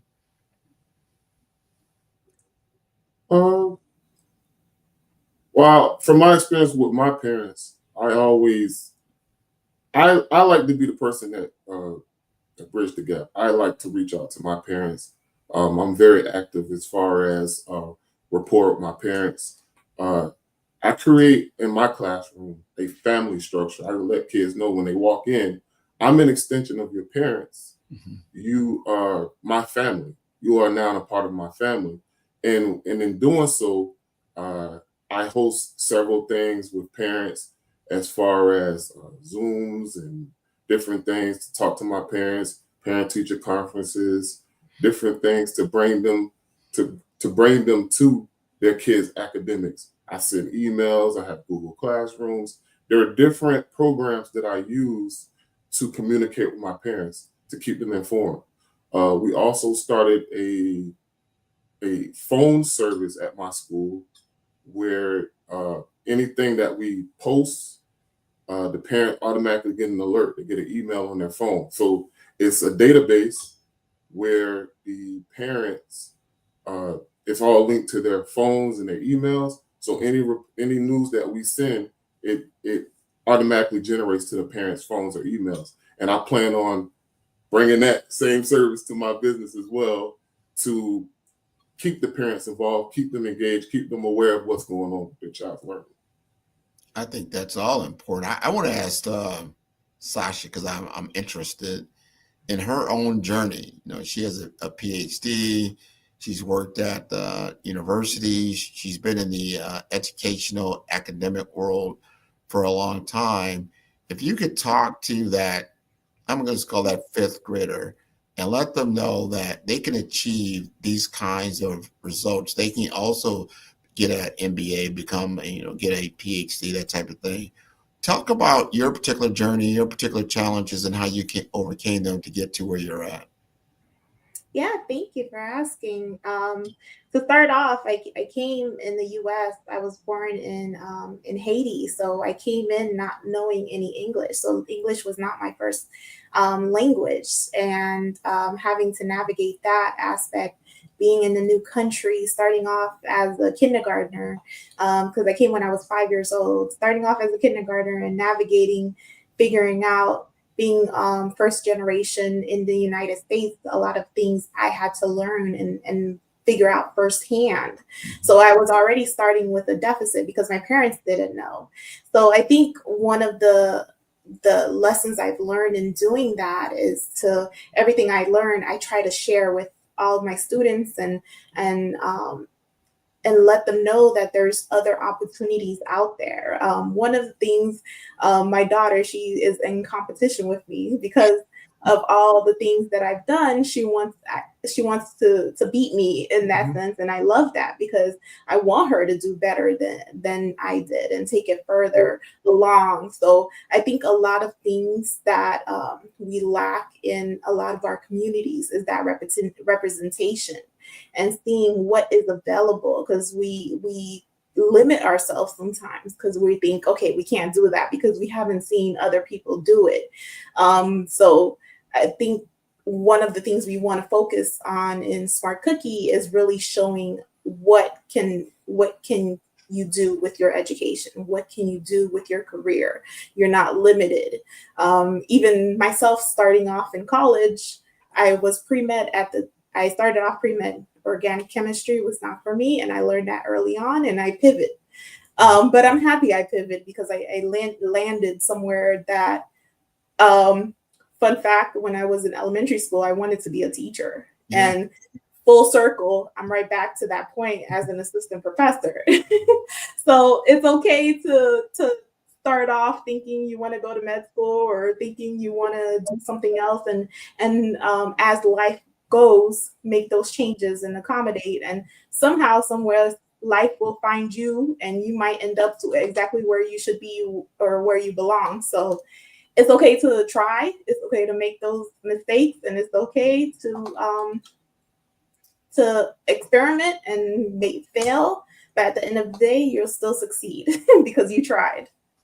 Well, you definitely succeeded, and I have, I had a child, and I wanted them to get some tutoring, and then I look at both of you because of your background, your expertise, your know-how, and your approach. I would feel very comfortable knowing that they would be able to not only just meet their goal, but exceed it, and really start loving education, start loving the process of learning, and not being intimidated, because sometimes you do feel like, oh, since the other kids may know more than I do, so you kind of shrink into a corner and not realize like everybody starts at a certain level. I love how you said that, Edwin. Like, let me start where you're at. Let me find out where you're at and bring you forward, and then you get that confidence. So if they're going through your tutoring program, and then when they go back to their regular classroom, and then that teacher starts to see the change, you're like, wow, you're really starting to get what's going on, and you got leadership skills that are starting to formulate because you have that confidence level. I want to know from both of you, because you've got this rolling, but you've got years of experience in academic and educational field. You've got Smart Cookie going. How do you see this unfolding over the next 5 years? Start off. Well, like I said, in the next 5 years, I want to be a versatile hub for all the students. Like I said, I want to even extend it into adult education as well, because our adults are our kids' first teachers. So I want to reintegrate academia throughout the entire household, and so that the kids, again, so education will circulate in our households all across the world. I plan on also, like I said, housing different types of services as far as K through 12, adult education, college prep tutoring. I want our company to be one hub for all of those different experiences. No, I love Yeah, it. and I want to add to that, and we'll hopefully in 5 years we can also have like a brick and mortar and have like that learning center where they can come and have that safe space for them to learn, K through 12 adult learning.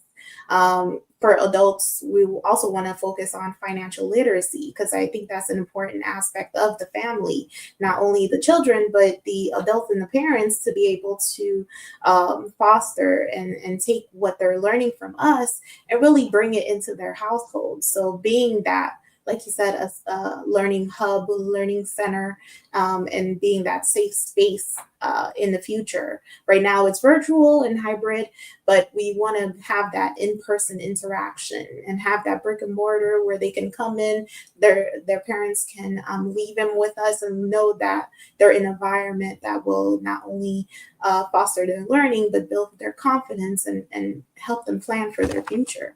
I love it. I love both of you have a great vision. And as they say, if you build it, they will come, right? I think you are building it for sure. You pointed out something, and I want the audience to truly tune into that, is that learning is ongoing. Just because you you graduate, whether it's K through 12, you graduate from college, could be a job that you're at in business.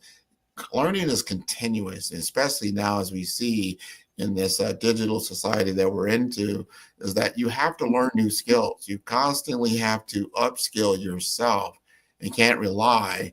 If we just teach our kids how to write checks in a world that has a digital economy, that's going to be a problem, right? Because they're not utilizing skill sets that they're going to need in today's world. It's always nice to know what the legacy was about, but you've got to understand what the current and the future is going to be. Before I let you go, you got to let us know how to get in touch with Smart Cookie, right? Yes. Well, to start off, if you can give us a call, I want to plug in the phone number. It's 561-839-3288.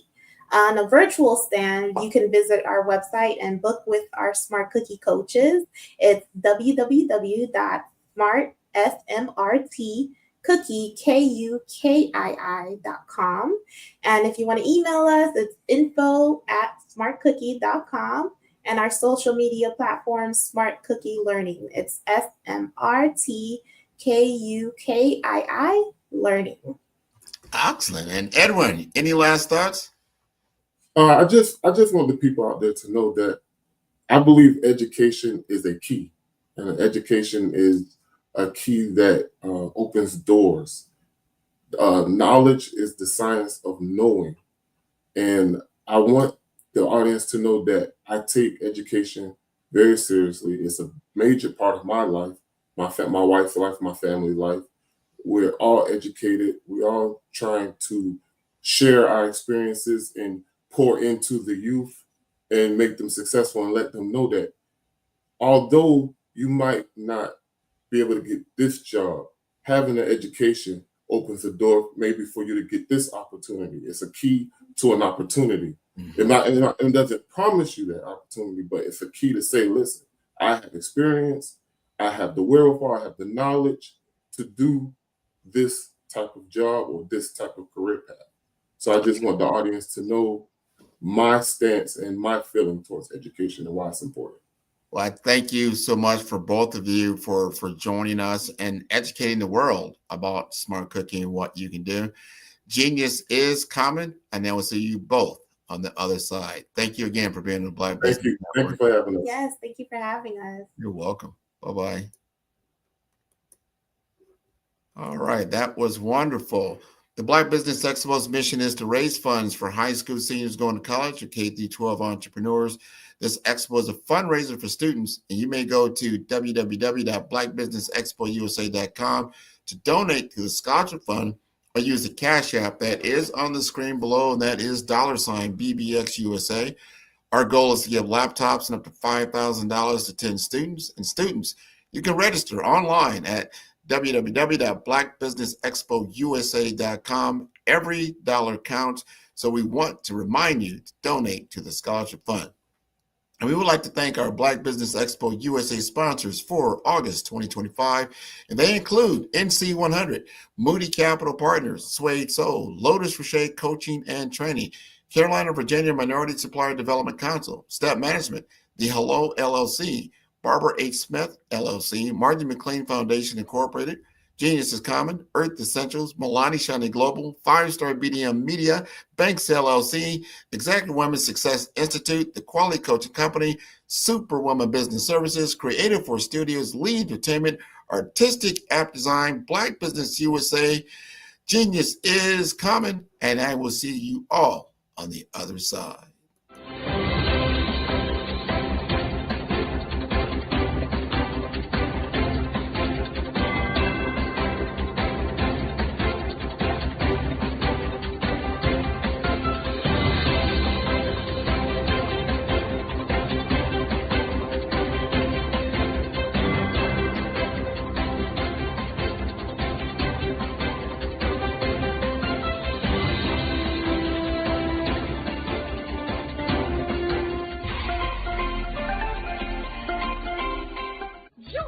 Dr. Eric Kelly III and a host of phenomenal speakers from all around the globe for this 7-day virtual event that you don't want to miss.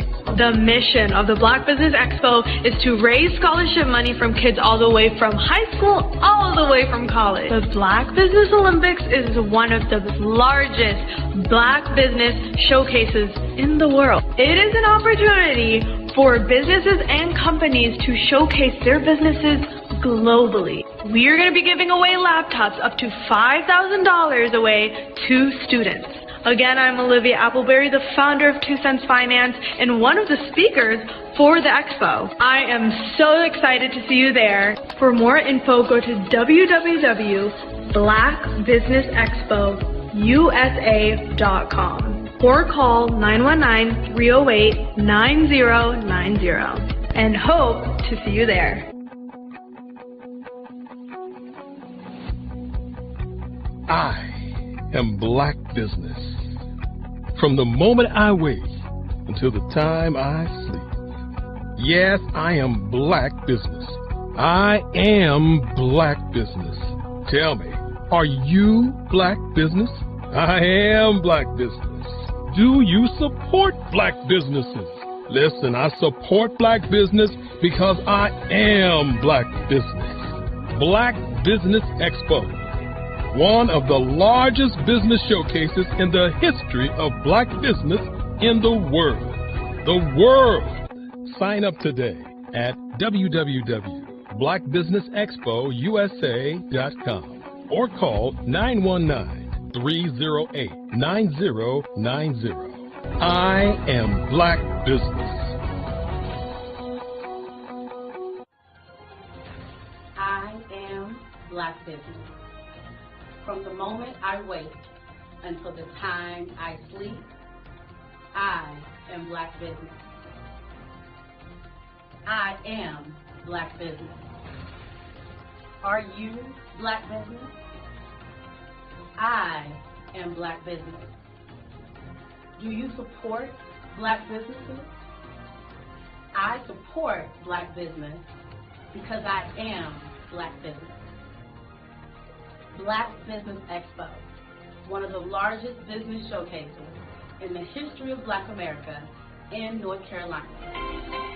Join Dr. Eric Kelly III and a host of phenomenal speakers from all around the globe for this 7-day virtual event that you don't want to miss. The mission of the Black Business Expo is to raise scholarship money from kids all the way from high school all the way from college. The Black Business Olympics is one of the largest Black business showcases in the world. It is an opportunity for businesses and companies to showcase their businesses globally. We are going to be giving away laptops up to $5,000 away to students.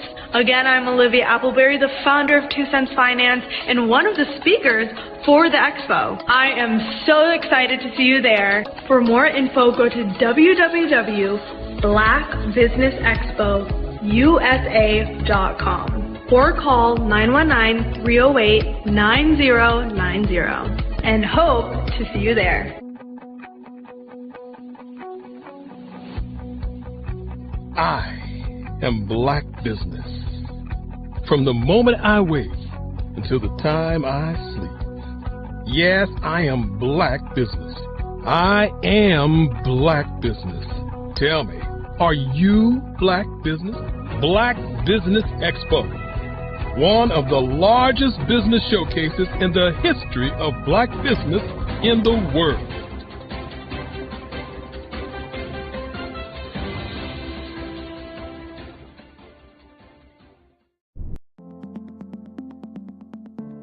The difference between influence and legacy, it's the platform that carries your voice. You're not visible because you lack talent. You're visible because your brand doesn't speak. I've built 5-star BDM to change that. Most leaders have the expertise, but not the presence, the vision, but not the vehicle. Across 3 cities, one brand is helping leaders rise above the noise. Here in the heart of Omaha, strategy isn't left to chance. It's engineered with precision. In Omaha, we engineered your Zachner brand, AI-powered, data-driven, precise. TISA went from a local nonprofit to a national speaker in 90 days. We don't guess your brand strategy, we build it. On the shores of St. Croix, your brand takes on depth and meaning, shaped through curated retreats and legacy experiences. In St. Croix, strategy becomes soul.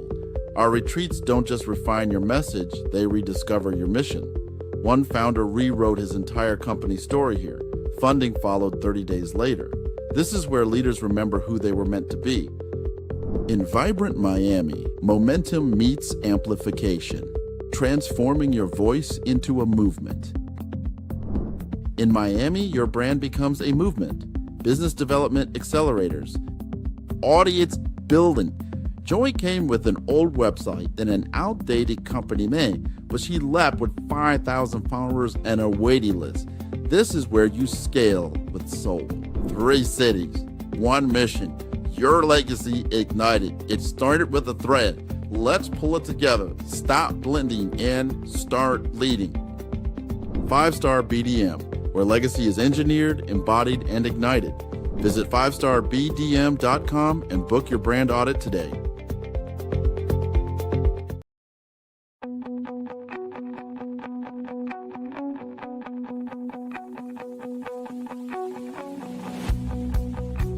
I am Black Business. From the moment I wake until the time I sleep. Yes, I am Black Business. I am Black Business.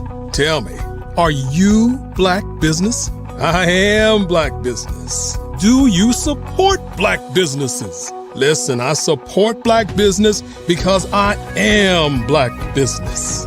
Black Business Expo, one of the largest business showcases in the history of Black business in the world.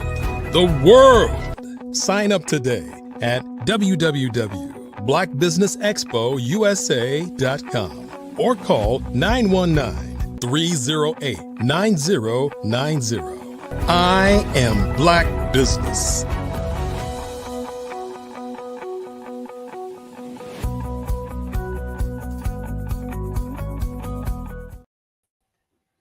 Good day, business owners, entrepreneurs, thought leaders, and corporations, and welcome to the Black Business Network.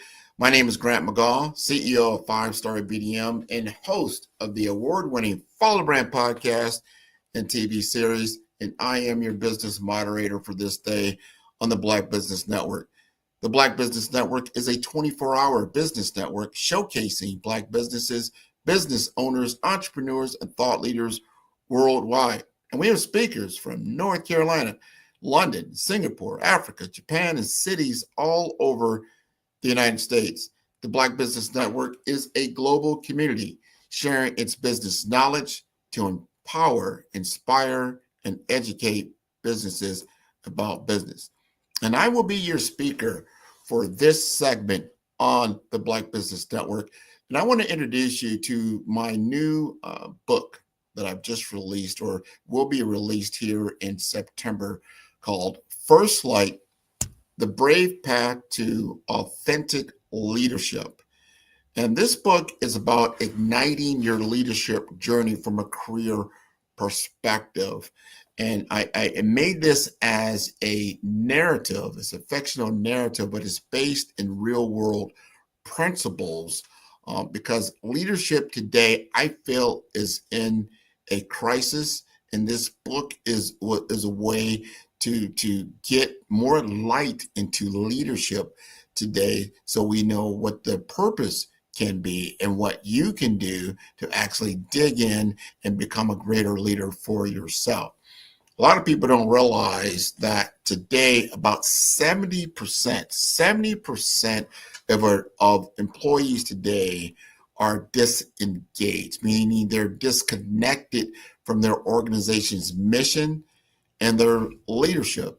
And 24% trust in leadership. I mean, this is kind of like what you call it a historic low when it comes to how many people actually believe in the leadership of the business or organization that they're involved in. That means 3 out of 4 of your employees do not trust in your leadership. That should be a stark number. That's something that needs to have your attention. And here's another big number. 63% of leaders report burnout, and they consider leaving their positions within 2 years. So 63% of the leaders that are in position today will experience turnover.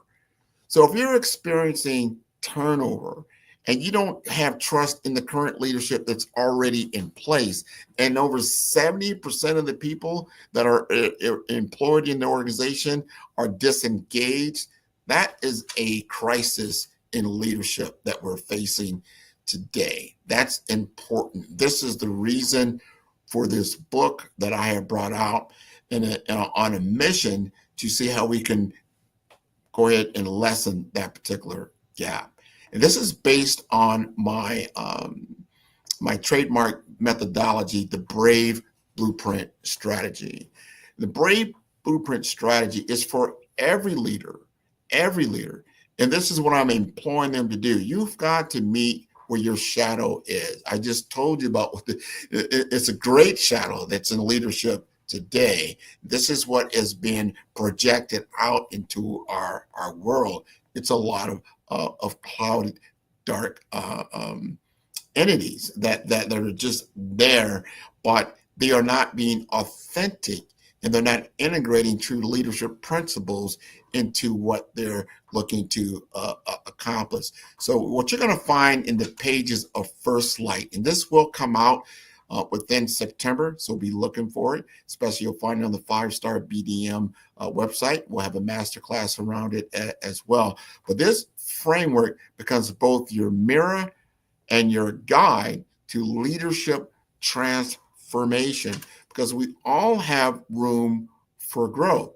So BRAVE is an acronym. It's BRAVE. It's an acronym that I use a lot of different ways, whether it's become bold or it's become your brand identity. In this case, we're talking about beliefs. Beliefs in the world of what do you stand for, right?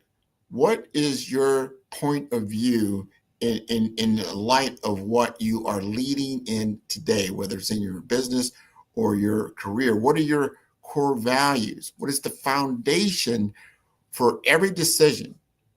The foundation for every interaction?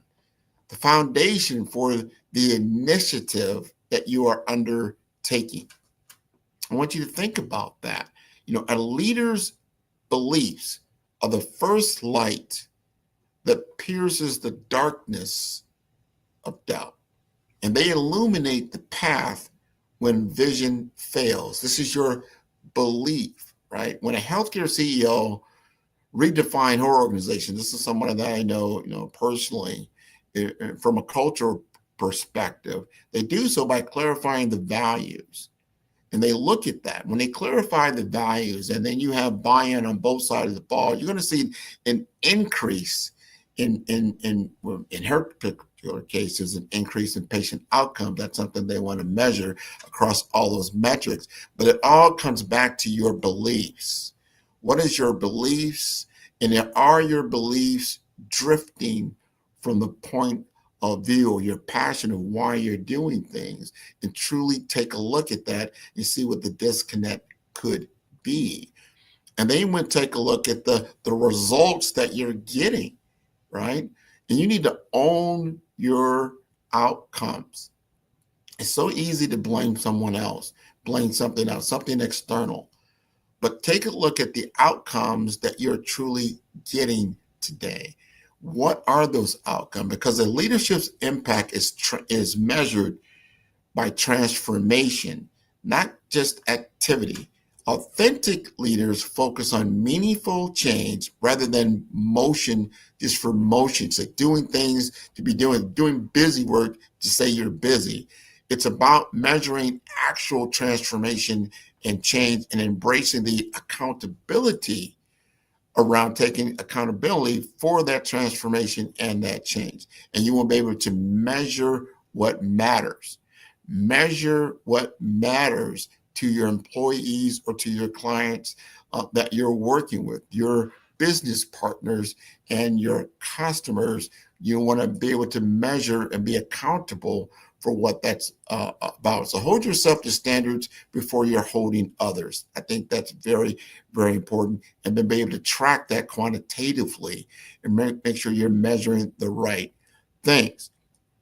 Now, when it comes to the A, now we just went through beliefs, we just talked about results. Now we're going to talk about the audience. Who do you serve best?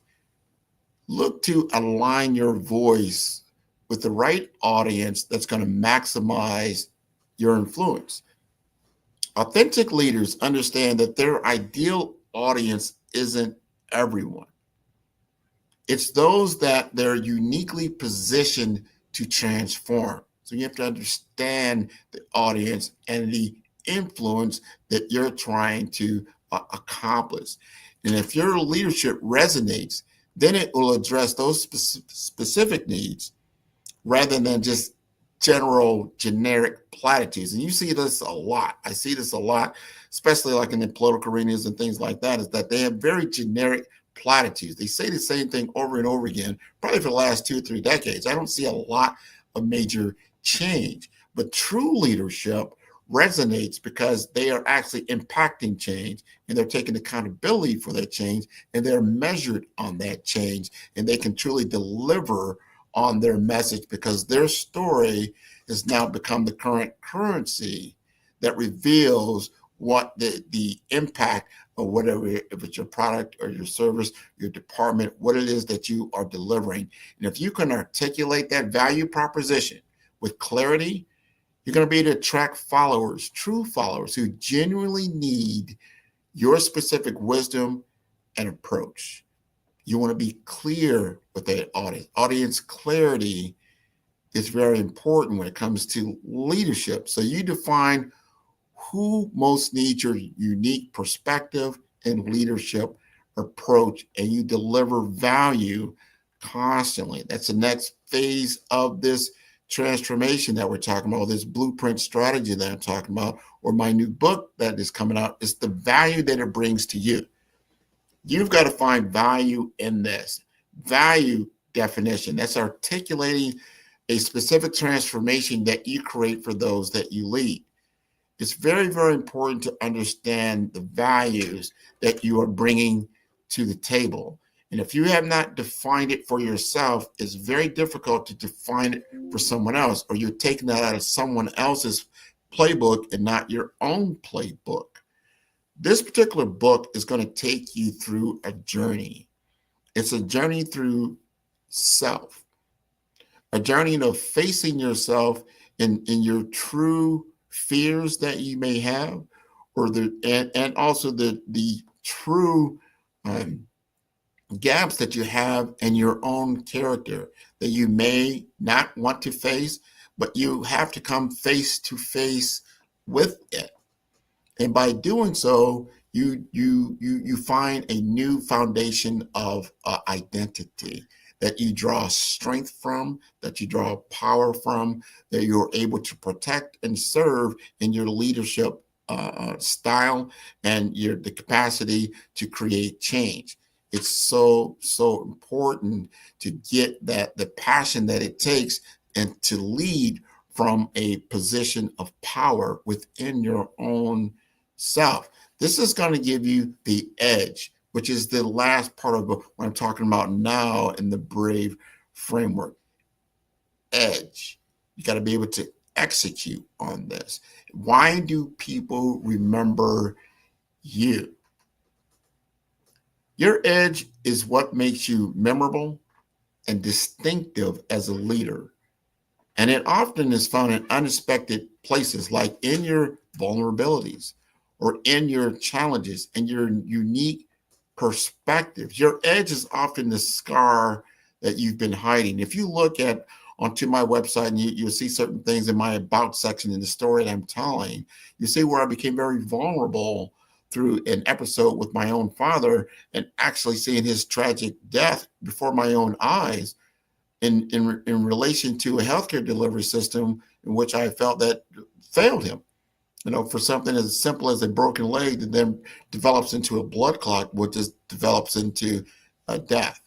That was a vulnerable point for myself, but it became the challenge that I said, am I just going to sit here and take this and just overcome or have to live with it without doing anything about that?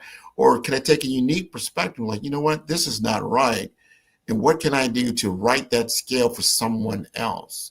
How can I then take my origin story, the origin of when I became First Light, right? The origin story of yourself to then help others. That is the purpose of personal branding in my particular definition, is that you're taking your skill set and you're utilizing it for the purpose of serving others. This is what I'm doing right now with all of you. And I'm hoping that this new book, as it is come out, becomes a master class for others when it comes to authentic leadership and what it takes to lead in a digital society where anyone could almost become anything that they want through video, through audio, through text, photography. But are they authentic in what they are saying and what they are doing? And is there a proof point to that? Let's hold everyone accountable when it comes to these types of things. And it's okay not to know everything. What it's not okay is to not be authentic in what you are saying and what you are doing and what your true beliefs are. And if you're looking at the true results, what are you really measuring as impact? Because if we look at these numbers, and we always boast, you always hear, especially in the US, they boast about financial gain, or the financial report, the P&L. But when you look at these numbers, if your employees are saying, I'm disconnected from you, 70%, that's a number. 70% of the workers feel disconnected. So these numbers, what are you measuring? 24% don't believe in the leadership that you have. 24% of all the workers in the United States don't believe in the leadership that's taken them to that world. Because if the only thing that you're reporting on is the numbers, the only thing that you're reporting on is what's in your wallet, is that the only thing that's important? And then you look at, every time I look around, there's a new leader saying pretty much the same thing. 63% of leaders, there's a turnover. There's a new executive usually saying the same thing. We made X amount of billions of dollars. Like, well, that's great and fine, but what did you do with it? That's what I'm saying. All right, great. You made a lot of money. What did you do with that? Because that money comes from people. That money comes from resources on this earth. What are you doing to put those resources back into play? And if your only measurement is to make more money, I question you on that, on your leadership. I question you on that about what is it that you're really doing? What are you doing for the human drama, the human dilemma? How are you enhancing the human experience if your only point of measurement is the money in your own wallet? I question that, because I look to the end of the day of the measurement of people, my true resource, my true human intelligence, my true HI component. Because if I'm not enriching everybody in my society, what am I doing? Especially those that are enriching me.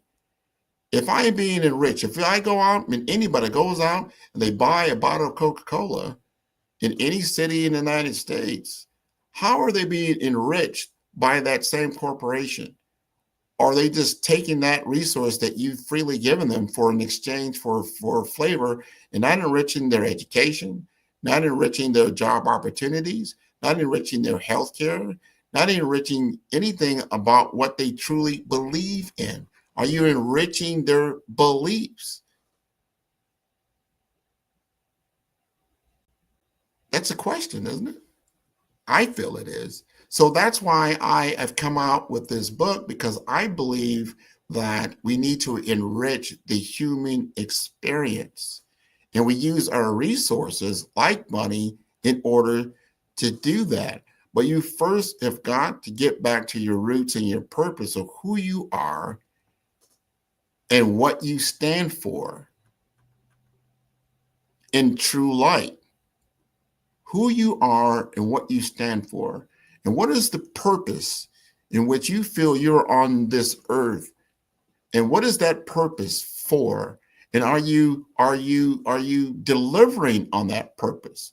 Are you delivering on the results? Are you delivering on the outcomes? Are you finding like, this is who I am, this is why I'm on this earth, and this is what I am delivering? Because if you're not, then we need to make a reset about what your true values are. And how is true value measured? And what is that true value all about? Because I want to see advancement in human culture. I want to see human culture extend and exceed from where it is right now and get above just the physicality of life, get into the emotional, mental, and spiritual realities of what we all live in and dwell in, because we're not just a collection of data. And the more that we understand that, we understand what our world can deliver for us. Meaning, from a technological standpoint, from AI, you will find out that artificial intelligence, which is an extension of human intelligence, delivers on data that is a reaction or a mirror of human life. It's not human life of itself. So the true value is in the human life, correct? Yes. Yes, it is. And the more that we can reflect and see on that, like, okay, I now have more clarity around what it is that I'm looking to accomplish, that I am the true value in the equation of life. I am the true value. And when I create activity and there's a reaction to that activity, I need to be accountable for that, right? And I need to drive it to a differentiated experience that enriches my environment. That applies to everyone. Doesn't matter how you want to look in the different, political landscapes or leadership landscapes or the corporate America or entrepreneurial world or individuals or education. There is a purpose in which you must take on the challenge of achieving that goal. And when you start looking at, the purpose of in the political world is to help others and to actually maintain the community as a whole and to lead people to a higher goal. And if it's not doing that, that's a problem. So you need to look at your own self and say, well, what am I doing to enrich my community? What am I doing to enrich my family? What am I doing to enrich myself? And what I'm doing, as you look in the past, is there a disconnect between what you truly believe in and what you're actually doing? We need to be accountable for that, right? And if we look at the results that we have to question, what are our true beliefs? Because ultimately, the results that you get form from your real beliefs, not what you're telling yourself, what you're telling others. It is what it is. And that's why I always challenge corporate America in their beliefs. What is the social impact goal that you should have for yourself? Not just your financials. Your financials are definitely important. It's a part of the equation, but it's not the goal. What is the true goal? Who is your true audience? Is it just a few people that benefit from that limited belief that you might have? Or can you get a greater value? I think right now, life is showing the human world that we can have a greater value for ourselves and how we can arrive at a different result if we truly hone into our true beliefs about ourselves and what we stand for and what we're about. I don't want to be on a soapbox today, but I truly want you to understand what this journey of First Light is all about, and what my book is truly all about. Understanding your self-doubt.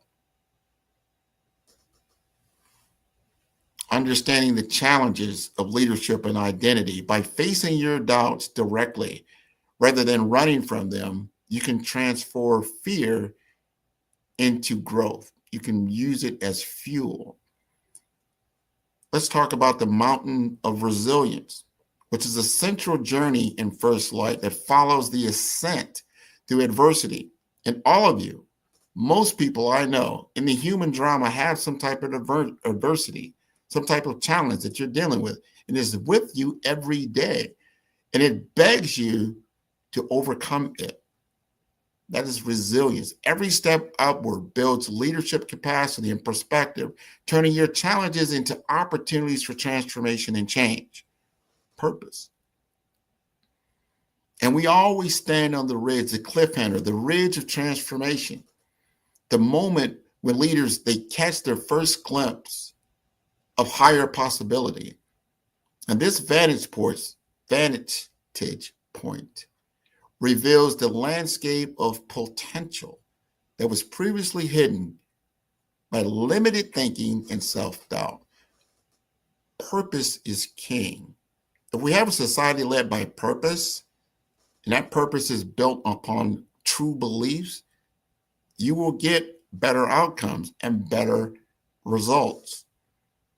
Now, these are just allegories. These are mirrors that I put together in a fantastic journey that's fictional, but yet, as you've heard me state, they're rooted in reality. And they're about real struggles that every authentic leader must navigate. The journey isn't about avoiding challenges, but transforming them into sources of wisdom and strength. So people ask me, why now? Why this matters now?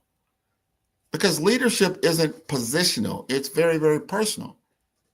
And in today's digital, distracted, and disrupted world, authenticity cuts through the noise.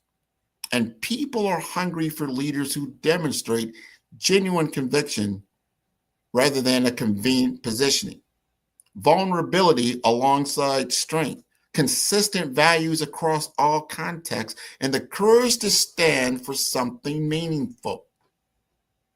Organizations with authentic leadership outperform their competitors by 3x in employee engagement and 2x in customer loyalty. We all get better together when we have true leadership. And that leadership is cascaded throughout the organization, that everybody takes accountability for their point of leadership, their point of view, their beliefs, the results that they're getting. Everybody has buy-in, not one person, right? So where does your brave journey begin? What does that look like for you? Because the world doesn't need more leaders with titles. It needs more leaders with light. And First Light is more than a book. It is your guide, your mirror, your moment to transform your leadership journey. And I implore you to read the book, and it'll be out in September. And you just go to 5-Star BDM, that's 5-Star BDM, B for brand, D for development, informasters.com, and you will see the links to get the book. It'll also be available on Amazon and Amazon Kindle. Read the book, begin your transformation, and complete the Brave framework within it.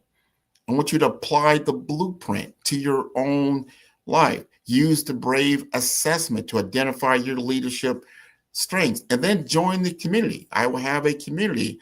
There'll be a free masterclass that you can join, that we're going to take this leadership journey together, right?